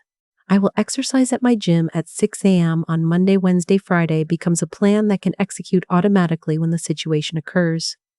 The situation, 6 a.m. on Monday, cues the action, go to gym, without requiring in-the-moment decision-making.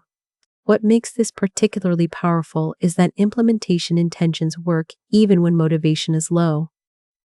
The situation-action association activates regardless of how you feel, which means you'll execute goal-directed behavior even in states where willpower-based approaches would fail.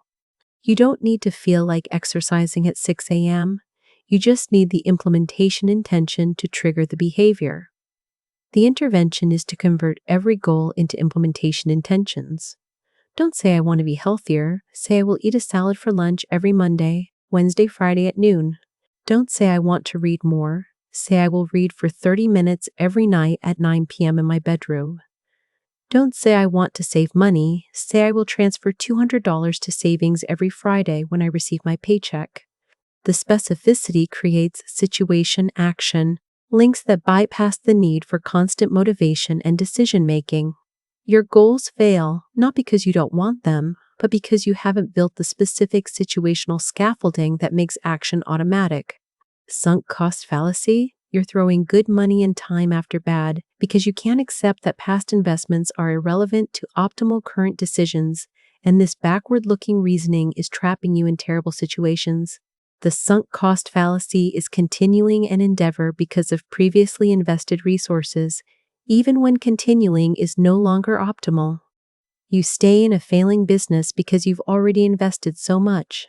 You finish a boring book because you've already read half of it. You continue a dead relationship because you've already invested years. The past investment, which is unrecoverable, influences your decision about the future, which should only depend on future costs and benefits. This is irrational because sunk costs are sunk. They're gone regardless of what you choose now. The only question that matters is whether continuing from this point forward creates more value than the alternatives. But your brain doesn't work that way. Your brain hates waste, hates admitting mistakes, hates accepting that past efforts were for nothing. So it continues bad investments to avoid facing the reality that the past investment is lost. The research shows sunk cost effects everywhere. People who paid more for tickets are more likely to attend events, even when weather or illness makes attending unpleasant. The higher cost creates more sunk cost pressure to utilize the purchase. Businesses continue failing projects because they've already invested millions rather than cutting losses. People stay in education programs they hate because they've already completed years of coursework. The mechanism involves several psychological factors. Waste aversion makes throwing away past investments feel terrible. Self-justification makes admitting past mistakes emotionally costly. Commitment bias makes reversing past decisions feel like inconsistency. All of these factors push toward continuing existing trajectories, even when optimal decision-making would switch to better alternatives. What makes this particularly destructive is that sunk cost pressure increases with the size of the sunk cost. The more you've invested, the harder it is to walk away, which means the worst decisions, the ones with the largest sunk costs, are precisely the decisions most likely to be continued through sunk cost reasoning. You're trapped proportional to your past mistakes, stuck deepest where you should escape fastest. The intervention is to ruthlessly separate past from future in decision-making. When evaluating whether to continue something, deliberately ignore what you've already invested.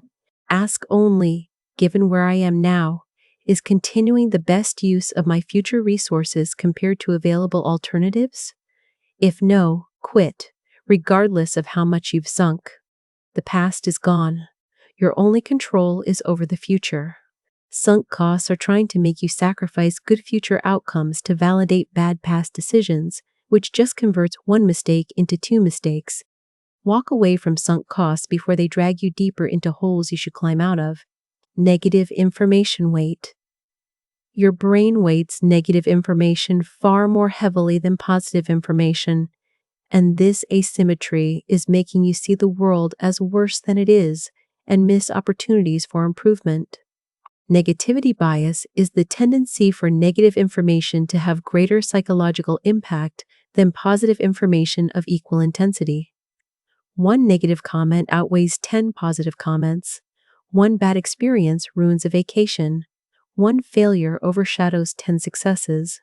Your brain is running on an algorithm that treats bad as stronger than good, which made evolutionary sense when missing threats was deadly, but detecting opportunities was merely beneficial. Your ancestors who obsessed over negative information survived longer than ancestors who attended equally to positive information. But in modern environments where physical threats are rare and well-being depends on relationships, meaning, and growth, negativity bias is maladaptive. It makes you overweight criticism and underweight praise, harming self-esteem. It makes you overweight risks and underweight opportunities, reducing action.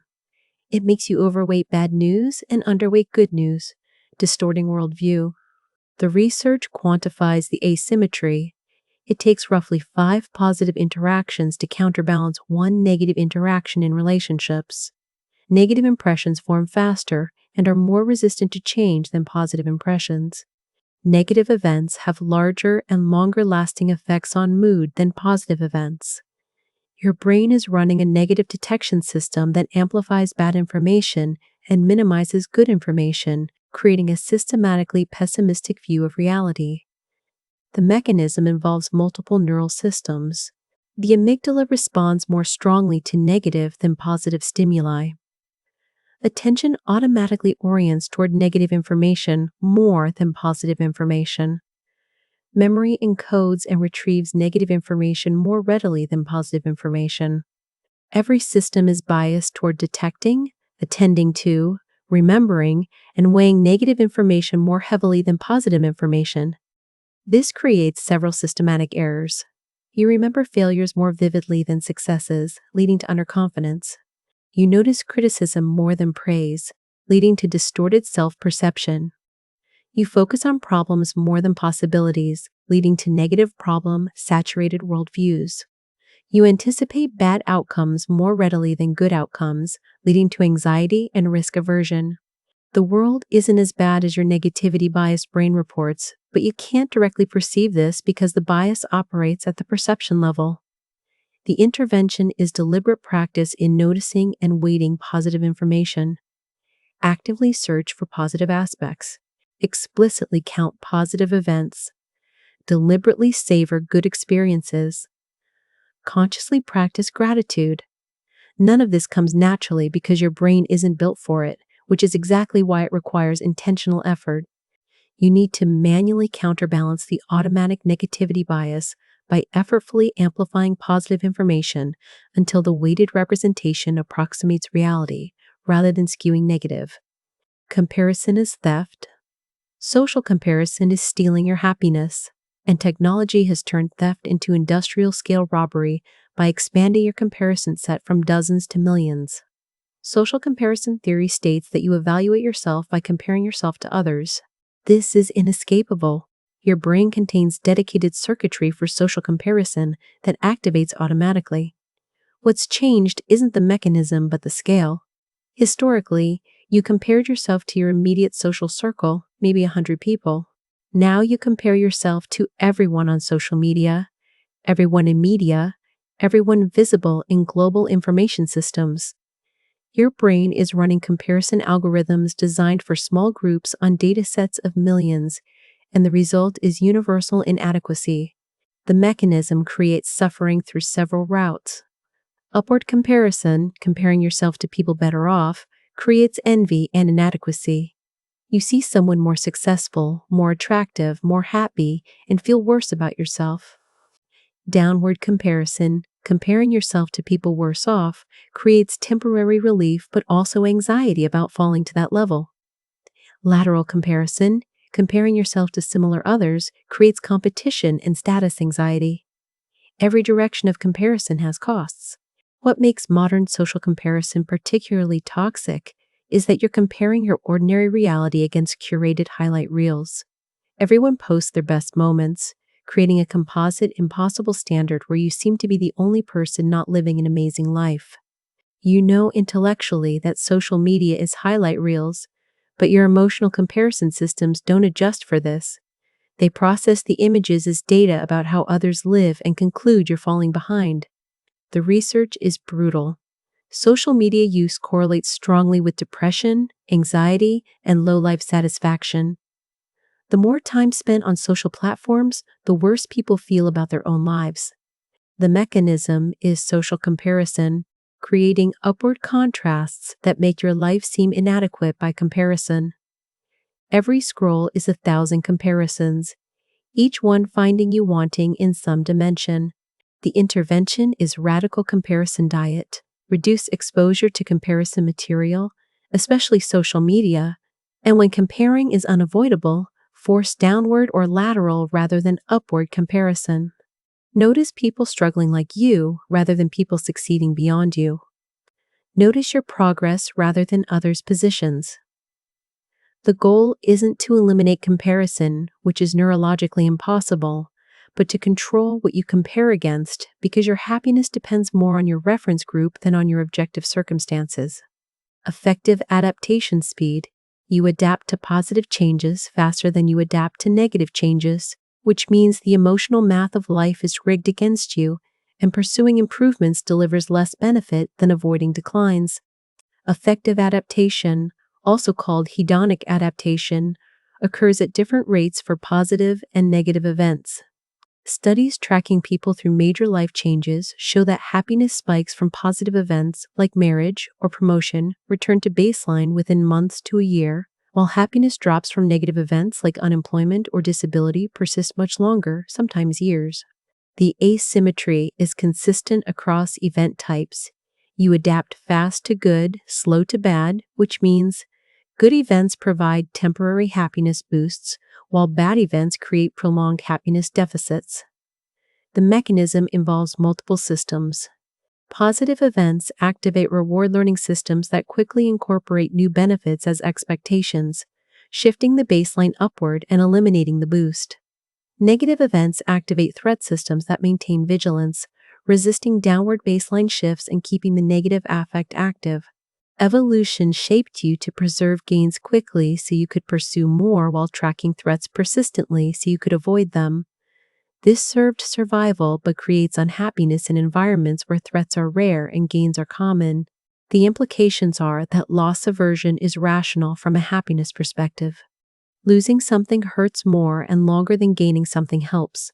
You should weight avoiding losses more heavily than pursuing gains because the emotional consequences are asymmetric. One significant loss can offset many moderate gains in total happiness impact. Your happiness budget is spent better on loss prevention than gain seeking. This contradicts cultural messages about growth and achievement. You're told to pursue success, reach for more, maximize gains. But the emotional returns on gains are temporary, while the emotional costs of losses are persistent.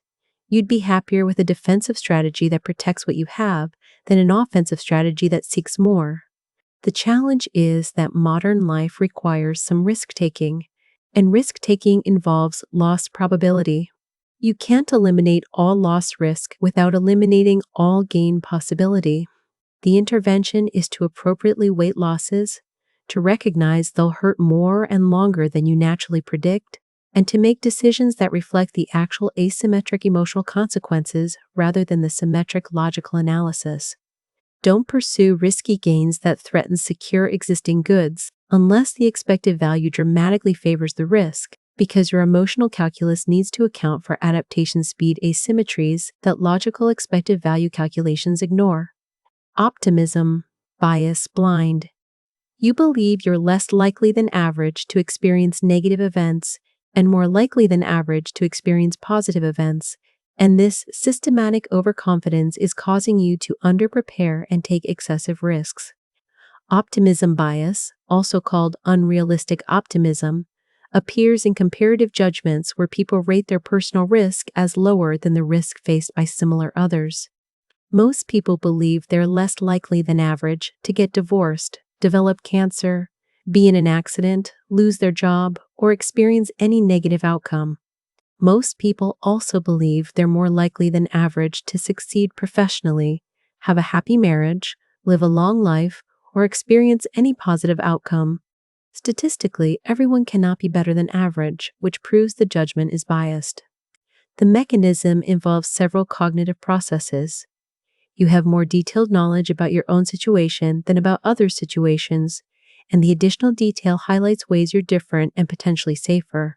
You're motivated to believe good things will happen to you and bad things won't, because it reduces anxiety. You have an illusion of control where you believe your efforts reduce your risk below others' risk. All of these processes push toward optimistic bias, where you perceive yourself as specially positioned for good outcomes and specially protected from bad outcomes. The research shows optimism bias is remarkably robust. It persists even after you learn about it. It persists even when you've experienced the negative outcome yourself. Smokers who get cancer believe they were unlucky, but still rate their future health risks as better than average. Divorced people planning to remarry still rate their divorce risk as below average. Your brain wants to believe you're special, and it maintains this belief despite contrary evidence. What makes optimism bias dangerous is that it leads to systematic underpreparation. If you believe you're unlikely to need insurance, savings, backup plans, or precautions, you don't invest in them. Then, when the negative event occurs, which it does at base rate frequency, you're unprepared and suffer more than necessary. The optimism made you vulnerable to exactly the outcome you believed you were protected from. The intervention is to force base rate reasoning. When evaluating your risk for any outcome, start with the base rate for people like you and assume you're average, unless you have specific, strong evidence otherwise.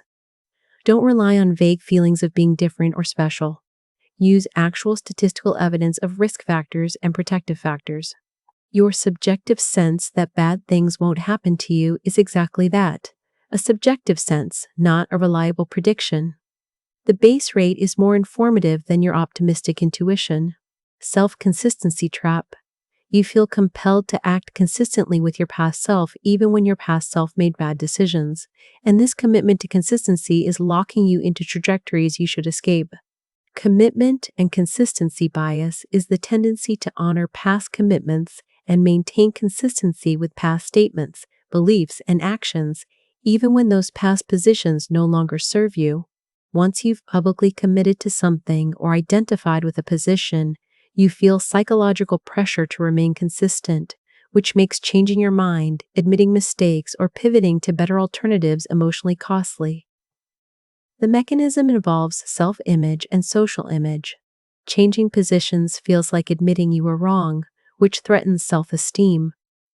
Changing positions visibly can make you seem inconsistent or unreliable, which threatens social standing. So you maintain consistency even when you know privately that your current position is suboptimal. The research shows this everywhere. People who make small initial commitments are much more likely to agree to large later requests because the later request is consistent with the earlier commitment. People who publicly advocate positions come to believe those positions more strongly, even if they initially advocated them for external reasons. People continue behaviors to remain consistent with their self-concept even when those behaviors are harmful. You're trapped by your own past declarations. What makes this particularly insidious is that others exploit your consistency drive. Salespeople get small initial commitments knowing they create pressure for larger later commitments. Manipulators get you to identify with positions knowing you'll defend those positions to maintain consistency. Cults get public declarations, knowing those declarations lock people into membership. Your drive for consistency is weaponized against you, turning small, innocuous past commitments into chains that bind your future choices. The intervention is to radically decouple past from future self. You aren't obligated to remain the person you were yesterday. Changing your mind isn't weakness, it's appropriate updating based on new information. Admitting mistakes isn't failure, it's the necessary step toward better decisions. Your past self didn't know what you know now, didn't have the information you have now, didn't face the situation you face now. Granting that past self permanent veto power over your current choices is irrational. The consistency that matters isn't consistency with past declarations, it's consistency with your current values and your best understanding of what serves your well-being. Optimize for being right, not for appearing consistent. Availability cascade. Information that's easier to recall feels more true and more important, and this is making you dramatically miscalibrate risks and opportunities.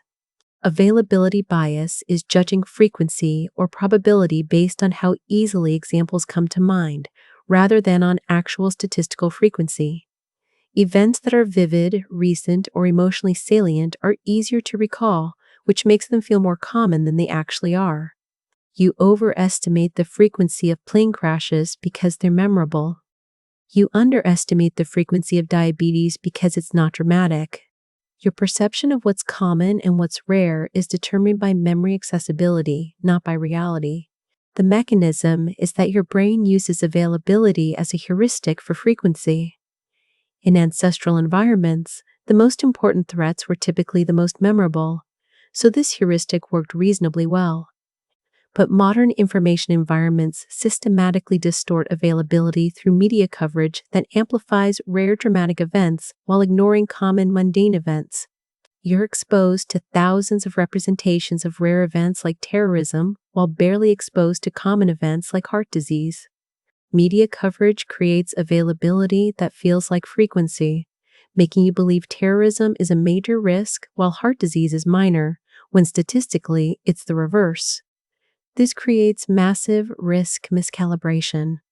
You worry about the wrong things, fear outcomes that are statistically unlikely while ignoring outcomes that are statistically common. You avoid flying and drive instead, even though driving is far more dangerous, because plane crashes are more available in memory. You fear violence from strangers while the majority of violence comes from known people. You fear dramatic rare causes of death while ignoring the leading actual causes. Your fear map doesn't match the actual risk map because your fear is driven by availability, not statistics. What makes this particularly problematic is availability cascades, where initial coverage of an event increases availability, which increases concern, which increases coverage, creating a feedback loop that dramatically inflates the perceived importance of statistically minor risks. A single event can dominate public discourse for weeks, making it hyper-available and thus creating wildly inflated perceptions of its frequency and importance. The intervention is to force statistical thinking. When evaluating risks, don't ask what comes to mind, ask what the actual base rates are. Consciously discount vivid, salient events and consciously upgrade mundane, common events. Your intuitive sense of what's risky is contaminated by availability bias. The actual data about what's risky is available but requires effort to access. Most people rely on the effortless intuition, which is exactly why most people have badly miscalibrated risk perceptions. You need to do the work of finding actual frequencies if you want accurate risk assessment, because your memory cannot provide it. Present bias dominance. You weight immediate rewards far more heavily than delayed rewards, and this temporal discounting is causing you to sacrifice enormous future value for trivial present satisfaction. Present bias, also called hyperbolic discounting, is the tendency to prefer smaller rewards now over larger rewards later at rates that violate consistent discounting. If offered $10 today or $11 tomorrow, most people choose $10 today. If offered $10 in a year or $11 in a year and 1 day, most people choose $11 in a year and 1 day. The delay from today to tomorrow feels much larger than the delay from year to year, plus 1 day, even though both are 1 day. Your discounting function is hyperbolic, steeply devaluing near-term delays while barely discounting far-term delays. This creates time-inconsistent preferences where future you would prefer option A but present you prefers option B, and when the future arrives, option B looks terrible. The mechanism is that immediate rewards activate different neural systems than delayed rewards. Immediate rewards activate limbic and reward systems, creating strong motivational pull. Delayed rewards activate prefrontal and deliberative systems, creating weak cognitive preference. The limbic system wins when rewards are immediate, which means you choose against your long-term interests whenever short-term temptation is available. The research shows this destroying lives. People choose immediate consumption over retirement savings, sacrificing secure old age for trivial current consumption. People choose immediate pleasure over health investments, sacrificing years of life for momentary satisfaction. People choose immediate entertainment over skill development, sacrificing career growth for television. At every time scale from minutes to decades, present bias makes you sacrifice large delayed benefits for small immediate benefits, systematically making yourself worse off. What makes this particularly cruel is that you recognize the irrationality when evaluating others' choices or your own future choices, but you still succumb when the choice is immediate.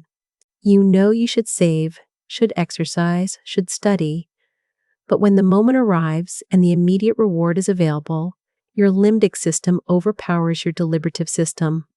You make the time-inconsistent choice, hating yourself even as you do it, unable to overcome the neural reality that immediate rewards simply feel vastly more motivating than delayed rewards. The intervention is commitment devices that eliminate the immediate option. Automatic savings that remove money before you can spend it. Accountability partners who create immediate social costs for not following through on delayed benefits. Environmental design that makes immediate temptations unavailable. You can't think your way out of present bias because it's not a reasoning problem. It's a neural reality where different brain systems are active for immediate versus delayed rewards. You need external structures that compensate for internal temporal myopia, that protect your future self from your present self's short-sighted choices. Projection bias everywhere. You assume your future self will have the same tastes, preferences, and values as your current self, and this false stability assumption is causing you to make terrible long-term commitments. Projection bias is projecting your current preferences onto your future self, assuming that what you like now, you'll like later, and what you want now, you'll want later. People buy gym memberships when motivated, projecting current motivation onto future selves who won't be motivated. People commit to activities when energized, projecting current energy onto future selves who'll be exhausted. People make relationship decisions in emotional states, projecting current feelings onto future selves in different states. The mechanism is that you can't directly experience future preferences, you can only simulate them, and simulations use current preferences as inputs. When you imagine future scenarios, you imagine experiencing them with your current preferences, which systematically misrepresents how you'll actually experience them when your preferences have changed. The research shows preferences change far more than people expect. Political views shift, food preferences change, relationship satisfaction fluctuates, career goals evolve, personality traits moderate. At every time scale from days to decades, your preferences are less stable than you believe, which means commitments made assuming stability will bind a future self with different preferences than the self who made the commitment. This creates multiple problems. You commit to careers that will bore future you. You enter relationships that won't satisfy future you. You make purchases that future you won't value. You're binding a future person who's substantially different from you to choices optimized for your current preferences. What makes this particularly problematic is that you make long-term commitments precisely because you expect stability. If you expected your preferences to change, you'd make more flexible, reversible commitments. But projection bias makes you confident your current preferences are stable preferences, so you make irreversible commitments that future you will regret. The intervention is end-of-history illusion correction. Research shows people consistently underestimate how much they'll change. They recognize they've changed dramatically from past to present, but expect to change little from present to future. The pattern is consistent. You've changed more than you expected, and you'll change more than you expect. Build this reality into planning. Make reversible commitments. Maintain flexibility. Don't assume current preferences are permanent preferences. Your future self is more like a friend with different tastes than like an older version of yourself with identical tastes. Plan for that different person rather than assuming they'll be you. Counterfactual thinking torture. You're constantly generating imaginary alternative realities where things went better, and these counterfactuals are making you miserable about outcomes that are actually fine. Counterfactual thinking is mentally simulating alternative outcomes to events that already occurred. You think about what would have happened if you'd made different choices, taken different actions, or if circumstances had been different. This serves important functions. Learning from mistakes requires imagining better alternatives, and preparing for the future requires considering multiple scenarios. But counterfactual thinking has a dark side, where you torture yourself with upward counterfactuals, alternatives better than reality, that make your actual outcomes feel inadequate. The research shows counterfactual thinking is automatic and frequent. People generate counterfactuals for negative outcomes, imagining how things could have gone better. They generate counterfactuals for near misses, imagining how close they came to success. They generate counterfactuals for unusual events, imagining the normal alternative. Every counterfactual is a comparison where reality competes against imagination, and imagination can construct perfect alternatives that make reality feel disappointing by contrast. The mechanism involves simulation. Your brain can run mental models of alternative histories with different choices or circumstances. These simulations feel real because they use the same neural machinery as planning and remembering. An imagined alternative where you made a different choice and succeeded can feel as real as an actual memory, creating genuine emotional responses to events that never happened. You feel regret about roads not taken, opportunities not pursued, choices not made, even though the alternatives are purely imaginary. What makes this toxic is that upward counterfactuals, imagining better alternatives, are more common and more salient than downward counterfactuals, imagining worse alternatives. When something bad happens, you naturally imagine how it could have been better. You don't naturally spend equal time imagining how it could have been worse. This asymmetry means counterfactual thinking systematically makes reality feel worse than necessary. Every outcome is compared against an imaginary better outcome rather than an imaginary worse outcome. The intervention is forced downward. Counterfactual thinking. When you catch yourself imagining how things could have gone better, deliberately imagine how they could have gone worse. Practice comparative gratitude where you recognize how much worse your actual outcome is than terrible possible alternatives. This doesn't come naturally because your brain defaults to upward comparison, but you can override the default through conscious practice. The goal isn't to eliminate counterfactual thinking, which serves important functions, but to balance upward with downward counterfactuals so that reality is compared against both better and worse alternatives rather than only against better alternatives. Effective realism deception. Your current mood is contaminating your perception of everything, making neutral events seem positive when you're happy and negative when you're sad, and you can't see this happening. Effective realism is the phenomenon where your emotional state influences your perception of reality in ways you don't consciously recognize. When you're in a good mood, ambiguous information is interpreted positively, neutral faces appear friendly, and future outcomes seem likely to go well. When you're in a bad mood, the same ambiguous information is interpreted negatively, the same neutral faces appear hostile, and the same future outcomes seem likely to go poorly. You're not perceiving reality and then having emotional reactions to it. Your emotional state is constructing the reality you perceive, and you experience that construction as objective perception. The mechanism is that emotional states activate different neural networks that bias information processing. Positive affect activates approach-oriented networks that interpret information optimistically. Negative affect activates avoidance-oriented networks that interpret information pessimistically. These networks operate at the perceptual level before conscious awareness, which means you can't directly observe the bias. The world genuinely looks different depending on your mood. You're not choosing to see it differently, you're actually seeing it differently. The research shows this affecting everything from risk perception to social judgments to future predictions. The same investment opportunity seems smart when you're happy and foolish when you're sad. The same person seems trustworthy when you're in a good mood and suspicious when you're in a bad mood. The same future seems full of possibility when you're optimistic and full of obstacles when you're pessimistic. Your mood is a lens that colors everything you perceive, but the lens is invisible, so you mistake the colored perception for objective reality. What makes this particularly dangerous is that affective realism creates self-fulfilling prophecies. If you're in a bad mood and perceive neutral social cues as hostile, you'll respond defensively, which will create actually hostile responses from others, which confirms your initial perception.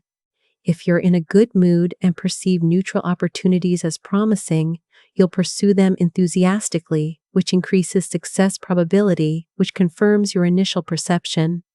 Mood shapes perception, which shapes behavior, which shapes outcomes, creating feedback loops where temporary emotional states can stabilize into persistent patterns. The intervention is mood monitoring and interpretation discount. When making important judgments or decisions, check your current emotional state.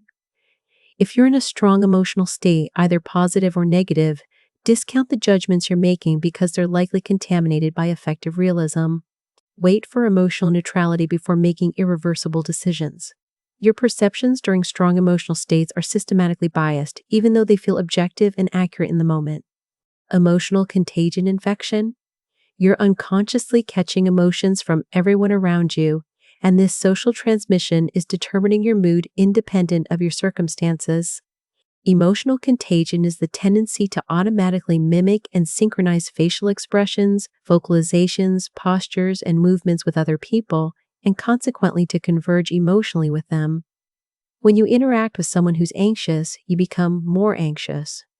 When you're around someone who's joyful, you become more joyful.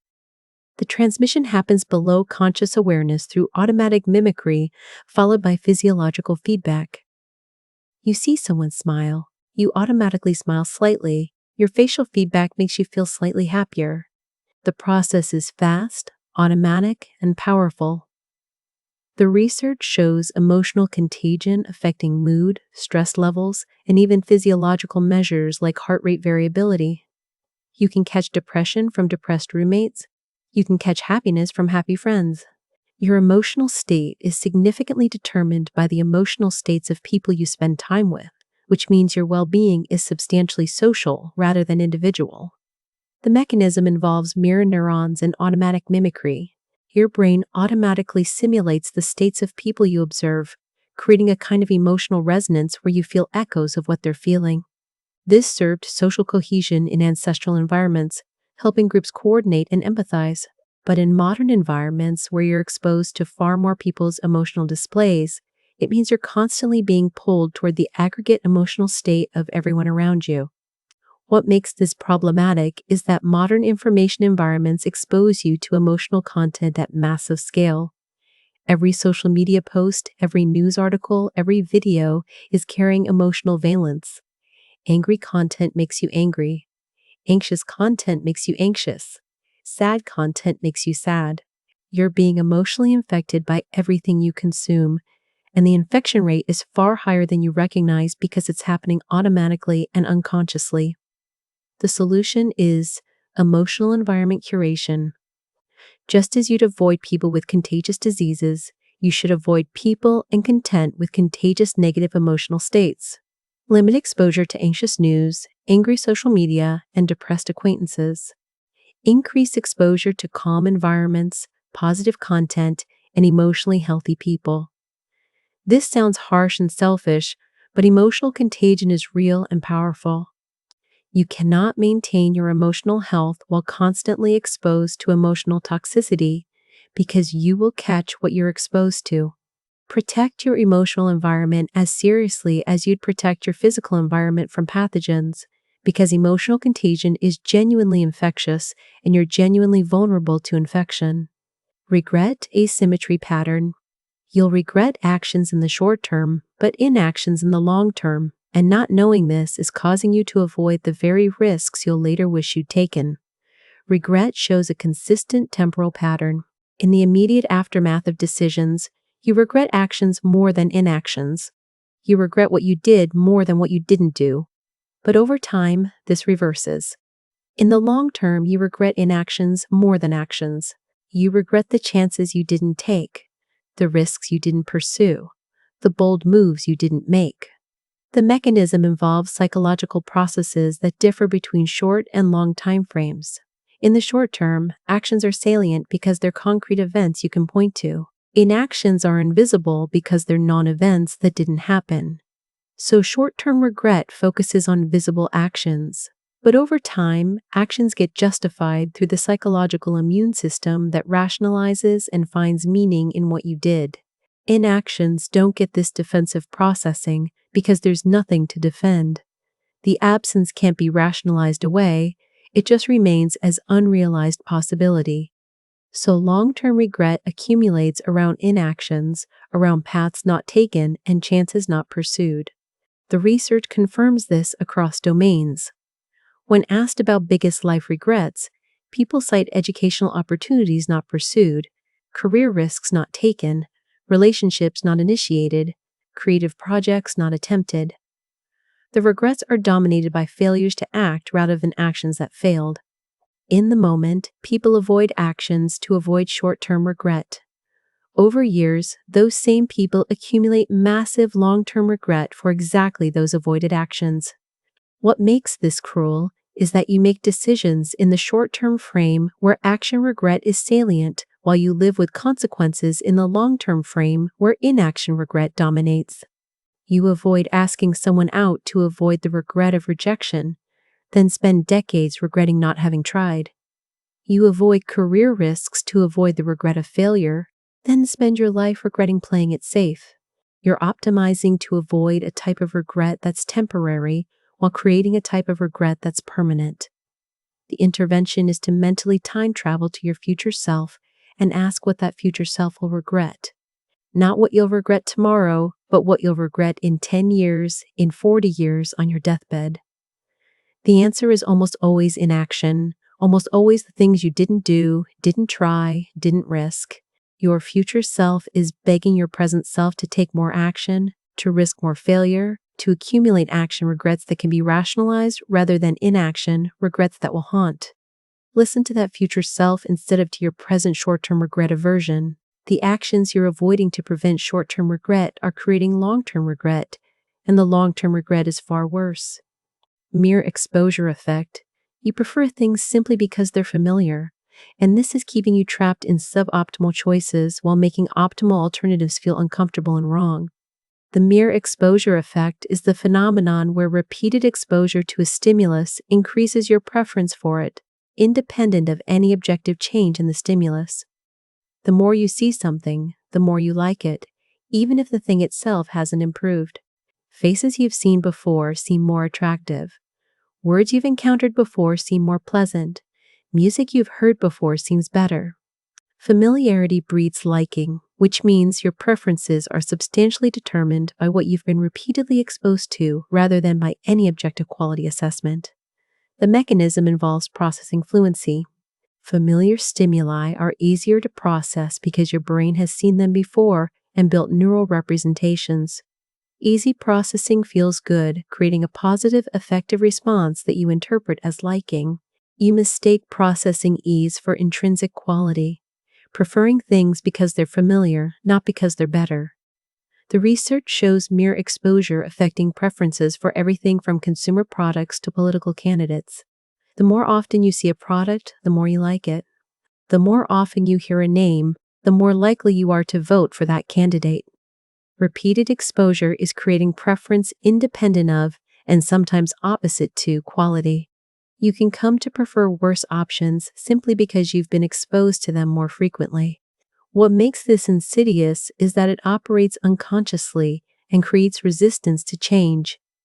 You prefer your current job, current city, current routines, current relationship partly because they're familiar.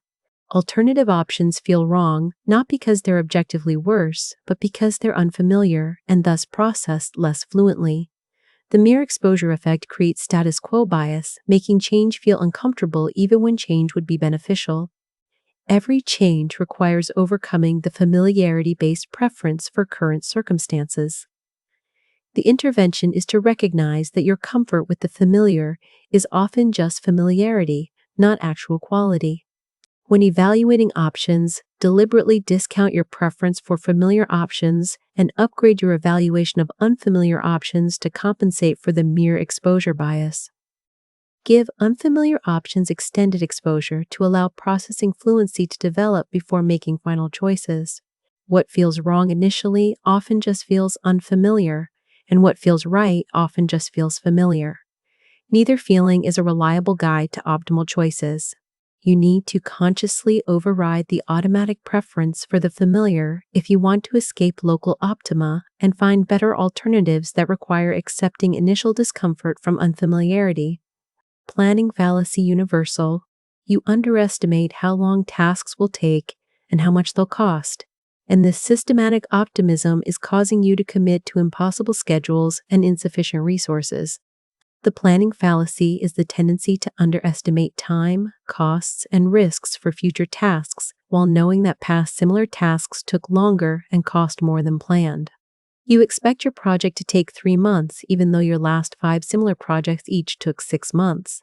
You expect your renovation to cost $50,000 even though every renovation you've read about went over budget.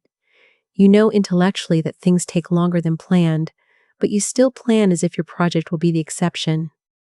The mechanism involves several biases. You take an inside view focused on the specific plan you've constructed rather than an outside view based on how long similar tasks actually take.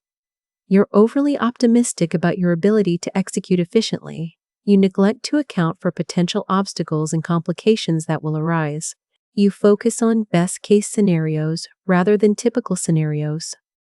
All of these push towards systematically optimistic time and cost estimates that reality consistently violates. The research shows planning fallacy is nearly universal and remarkably resistant to correction. Even professional planners underestimate durations and costs. Even people who know about planning fallacy exhibit it in their own planning. The Sydney Opera House was projected to take 4 years and cost $7 million. It took 14 years and cost $102 million. This isn't an outlier, it's typical. Almost every large project overruns time and budget projections, and even knowing this, new projects continue to be planned with optimistic estimates. What makes planning fallacy destructive is that it causes commitment to impossible schedules and insufficient resource allocation. You commit to deadlines you can't meet. You accept budgets that won't cover costs. You create plans that can't survive contact with reality.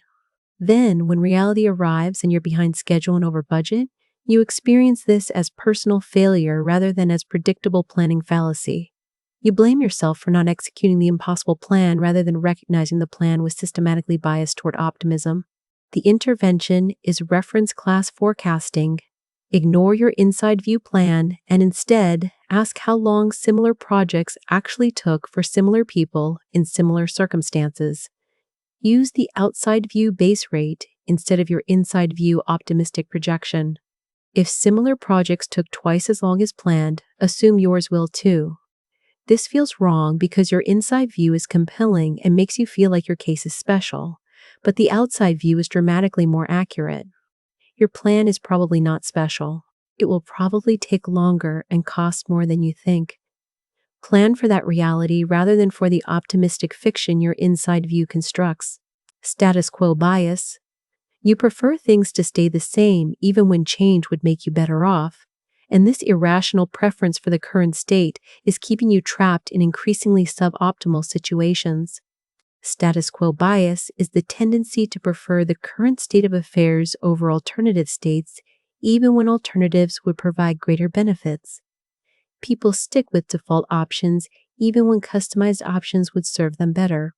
They remain in current situations even when available alternatives are superior. They resist change even when change would improve outcomes. The preference for the status quo isn't based on reasoned evaluation of options. It's an automatic bias toward whatever currently exists. The mechanism involves multiple psychological factors. Loss aversion makes potential losses from changing seem larger than potential gains. Omission bias makes you feel less responsible for harms caused by inaction than for identical harms caused by action. So maintaining the status quo feels safer even when it's causing harm. Sunk cost fallacy makes current situations feel valuable because of past investment. Mere exposure effect makes current situations feel comfortable because they're familiar. All of these create powerful psychological pressure to maintain the status quo regardless of its objective quality. The research shows status quo bias affecting major life decisions. People remain in jobs they dislike because job searching requires active change. They stay in unsatisfying relationships because ending them requires active change. They maintain suboptimal investment allocations because rebalancing requires active change.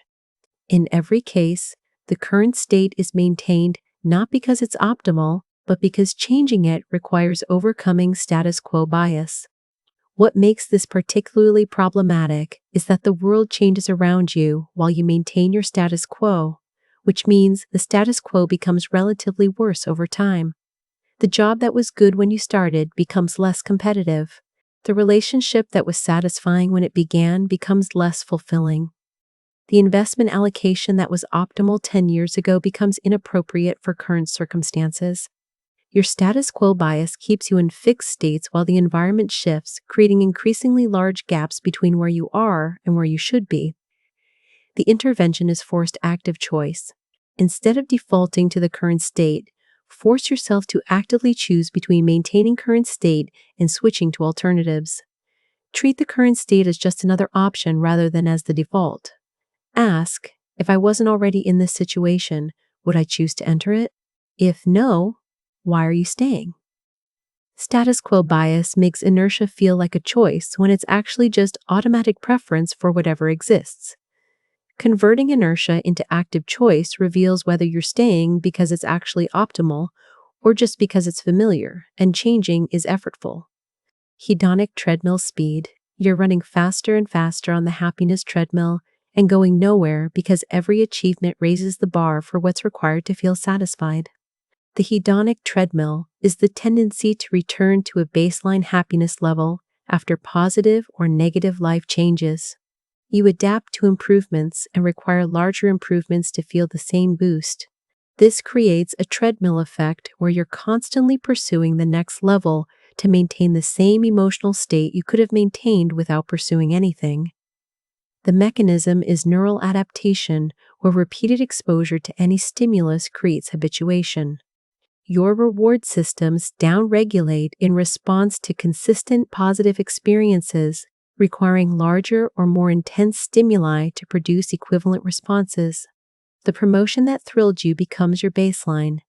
The house you loved becomes just where you live. The relationship that excited you becomes familiar. Every achievement shifts your baseline upward such that maintaining your current happiness level requires continued achievement. You're running to stay in place emotionally. What makes this particularly exhausting is that the treadmill speed increases over time. Early improvements feel significant. Later improvements feel minor. You need increasingly large gains to produce the same hedonic boost because you've adapted to progressively higher baselines. The person who goes from 20,000 to 40,000 salary feels a larger boost than the person going from 200,000 to 400,000, even though the absolute increase is 10 times larger. You're experiencing diminishing marginal utility, where each additional achievement provides less happiness than the last. The research shows this pattern in every domain of achievement and acquisition. More money doesn't produce proportional happiness increases. Larger houses don't produce proportional satisfaction increases. Higher status doesn't produce proportional well-being increases. You're working harder for smaller emotional returns because the treadmill is always accelerating. The intervention is to step off the treadmill entirely by breaking the link between achievement and happiness. Find sources of well-being that don't depend on continued escalation, relationships, meaning, present moment awareness, contribution to others. These sources don't create the same adaptation pressure because they're not comparative or escalating. Your relationship doesn't need to be better than last year's relationship to provide current well-being. Your sense of meaning doesn't need to be larger than last year's meaning to provide current fulfillment. Shifting from hedonic to eudaimonic well-being, from pleasure-seeking to meaning-seeking, offers escape from the treadmill because meaning doesn't adapt the same way pleasure does. Effective forecasting compression. When you imagine future scenarios, you compress years of experience into moments of simulation and make decisions based on those compressed moments that don't represent actual lived experience. Effective forecasting involves simulating future emotional states, but the simulation is necessarily compressed. You can't simulate years of experience in real time, so your brain samples moments and extrapolates. This sampling is systematically biased towards salient moments like peaks and endings, while underweighting the vast stretches of ordinary time between them.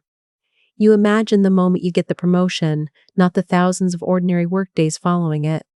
You imagine the wedding day, not the thousands of ordinary days of married life. Your decisions are based on compressed emotional simulations that overweight dramatic moments and underweight normal experience. The mechanism is that simulation uses memory structures, and memory stores compressed representations focused on peaks and endings. So when you simulate future scenarios, you're running compressed memory-like representations forward in time, which means the same compression biases that distort memory also distort forecasting. You predict how you'll feel based on imagined peak moments, but you'll live through the entire duration, most of which won't be peak moments. The research shows systematic errors from forecast compression.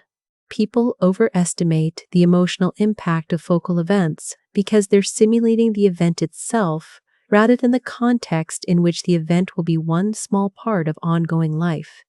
You imagine getting fired as if that's the only thing happening. But when you actually get fired, you're also dealing with family, friends, hobbies, other concerns. The focal event is less dominant in lived experience than in compressed simulation. What makes this particularly problematic is that you make major life decisions based on these compressed simulations. You choose careers based on imagined peak moments of success rather than on the day-to-day reality of the work. You choose locations based on imagined beautiful weather rather than on the experienced reality of commutes and costs. You choose relationships based on imagined romantic moments rather than on the experienced reality of negotiating chores and managing conflicts. The intervention is forced temporal expansion. When evaluating future scenarios, deliberately imagine the boring ordinary days, the routine moments, the unglamorous reality. Don't just imagine the highlights. Imagine an average Tuesday afternoon 3 years in. That's more representative of lived experience than the compressed, exciting moments your spontaneous simulation generates. Your life is lived in the aggregate of all moments, not in the peaks your simulation oversamples. Identity foreclosure trap. You've committed to an identity too early, and now you're defending that identity rather than exploring who you could become. Identity foreclosure is committing to an identity without adequate exploration of alternatives. You decided who you are, what you value, what you want based on limited information, then locked in that identity and began filtering all subsequent information through it. Every experience that confirms your identity is accepted. Every experience that challenges it is rejected. You've stopped exploring and started defending, which means you've stopped growing. The mechanism involves several processes. Identity provides psychological security. Knowing who you are feels safer than uncertainty about who you could be. Identity provides social belonging. When you identify with a group, you gain acceptance and connection. Identity provides decision simplification. When you know who you are, choices become easier because you just do what someone like you would do. All of these create powerful incentives to establish and maintain a stable identity, even if that identity was formed prematurely. The research shows that people who undergo identity foreclosure report higher certainty but lower well-being than people who continue identity exploration. The certainty feels good but comes at the cost of failing to find better-fitting identities. You've committed to being a certain kind of person, and now you're stuck being that person even as you grow and change in ways that don't fit that identity. What makes this particularly limiting is that identity becomes self-fulfilling. When you believe you're not creative, you don't attempt creative projects, which means you never develop creativity, which confirms you're not creative. When you believe you're shy, you avoid social situations, which means you never develop social skills, which confirms you're shy. Your identity beliefs shape your behavior in ways that confirm those beliefs, creating stable identities that might have been arbitrary or contextual when first formed. The intervention is identity diversification and exploration. Instead of having one core identity, maintain multiple provisional identities and continue exploring. Instead of declaring who you are definitively, experiment with who you might become. Your identity at 20 doesn't need to be your identity at 40. You're allowed to outgrow past selves. You're allowed to explore new selves. Identity foreclosure feels like maturity and self-knowledge, but often it's just premature commitment that prevents discovering better-fitting identities that require exploration to find. Social proof manipulation. You look to others to determine correct behavior, and this makes you vulnerable to manipulation through manufactured consensus. Social proof is the tendency to assume that if many people are doing something, it must be correct or valuable. You see a crowded restaurant and assume the food is good. You see a popular product and assume its quality. You see widely shared content and assume it's important. The number of other people engaging becomes a heuristic for quality, correctness, or value. This heuristic worked reasonably well in small-scale ancestral environments where social proof actually reflected genuine consensus. But in modern environments, social proof can be manufactured. The mechanism is informational social influence, where you use others' behavior as information about reality. When you're uncertain, you assume others have better information, so you follow what they're doing. This is often rational, but it's also easily exploited. Fake reviews make products seem popular. Fake followers make accounts seem influential. Fake engagement makes content seem valuable. You're being manipulated through manufactured social proof that creates the appearance of consensus where none exists. The research shows social proof affecting everything from purchasing decisions to voting behavior. Adding most popular, labels increases sales even when the label is arbitrary. Showing that neighbors have voted increases voting turnout. Displaying view counts and like counts influences whether people watch and like content. The mere appearance of popularity creates actual popularity through social proof cascades, where each person's decision to follow the crowd encourages others to follow, creating self-reinforcing popularity spirals. What makes this particularly problematic is that you can't easily distinguish genuine from manufactured social proof. The crowded restaurant might be crowded because of good food or because of good marketing. The popular product might be popular because of quality or because of astroturfing. The widely shared content might be important or might be algorithmically amplified. Social proof was a reliable heuristic when it couldn't be faked, but now it can be manufactured at scale, rendering it unreliable. The intervention is to discount social proof and seek objective quality indicators. Don't assume popular means good.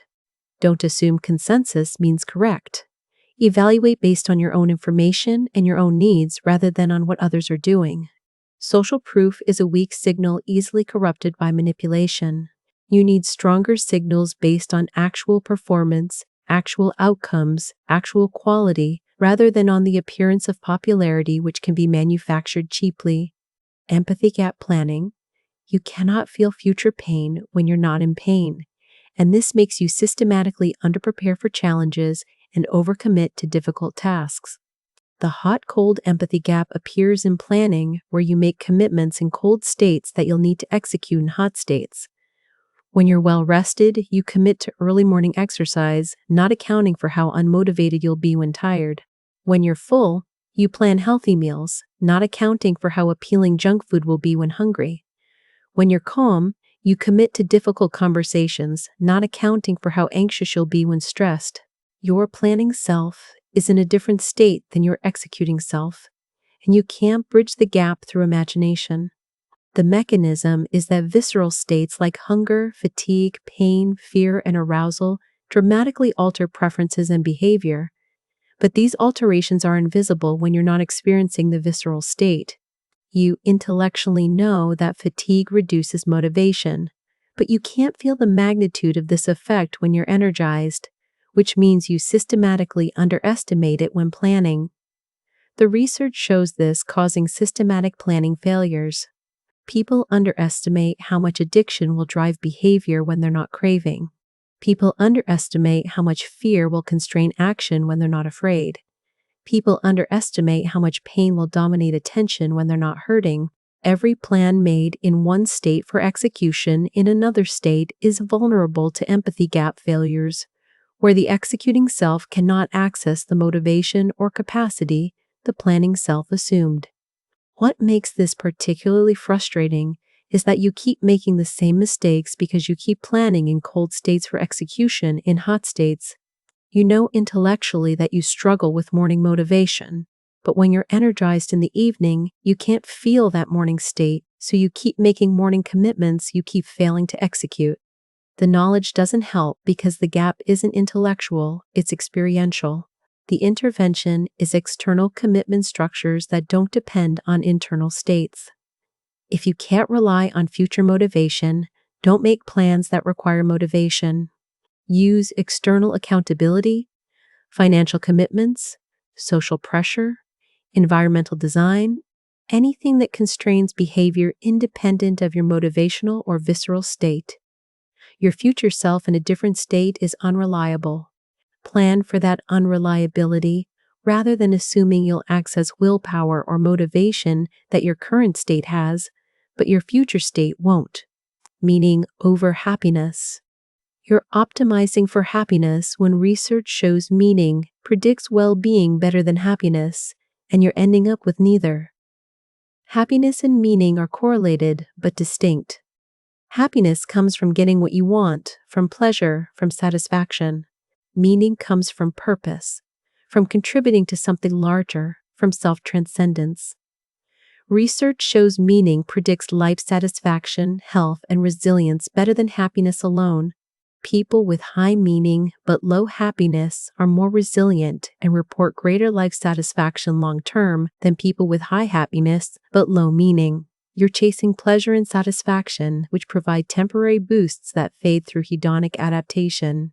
You should be chasing meaning and purpose, which provides stable well-being that doesn't adapt the same way.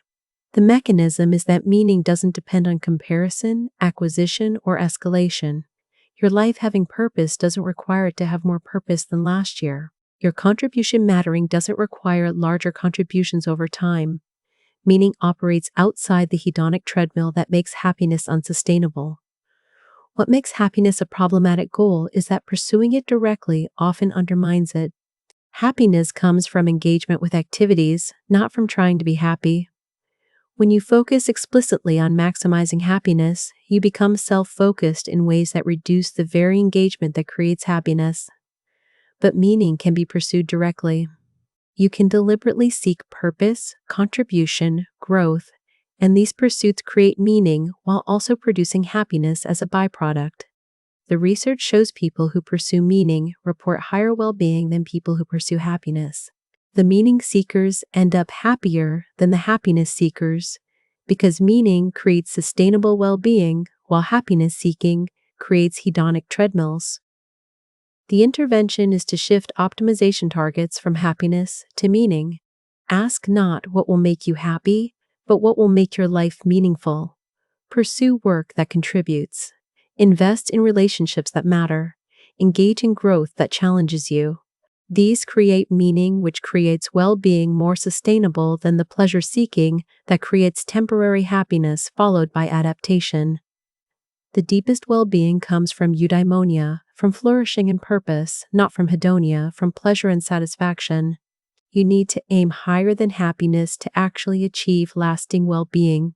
Gratitude as intervention?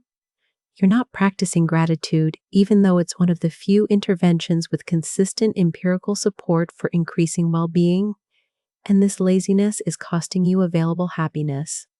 Gratitude interventions, where people deliberately notice and appreciate positive aspects of their lives, consistently produce measurable increases in reported well-being across multiple studies.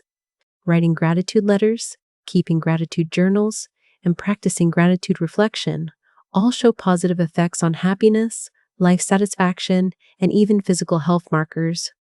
The effect sizes aren't enormous, but they're reliable and they're basically free. You could be measurably happier through simple, regular gratitude practice, and you're not doing it. The mechanism involves attention and interpretation. Gratitude practice forces attention toward positive aspects of life that would otherwise be ignored due to negativity bias and hedonic adaptation. By deliberately noticing and appreciating positive elements, you counteract the automatic processes that take good things for granted and focus disproportionately on problems.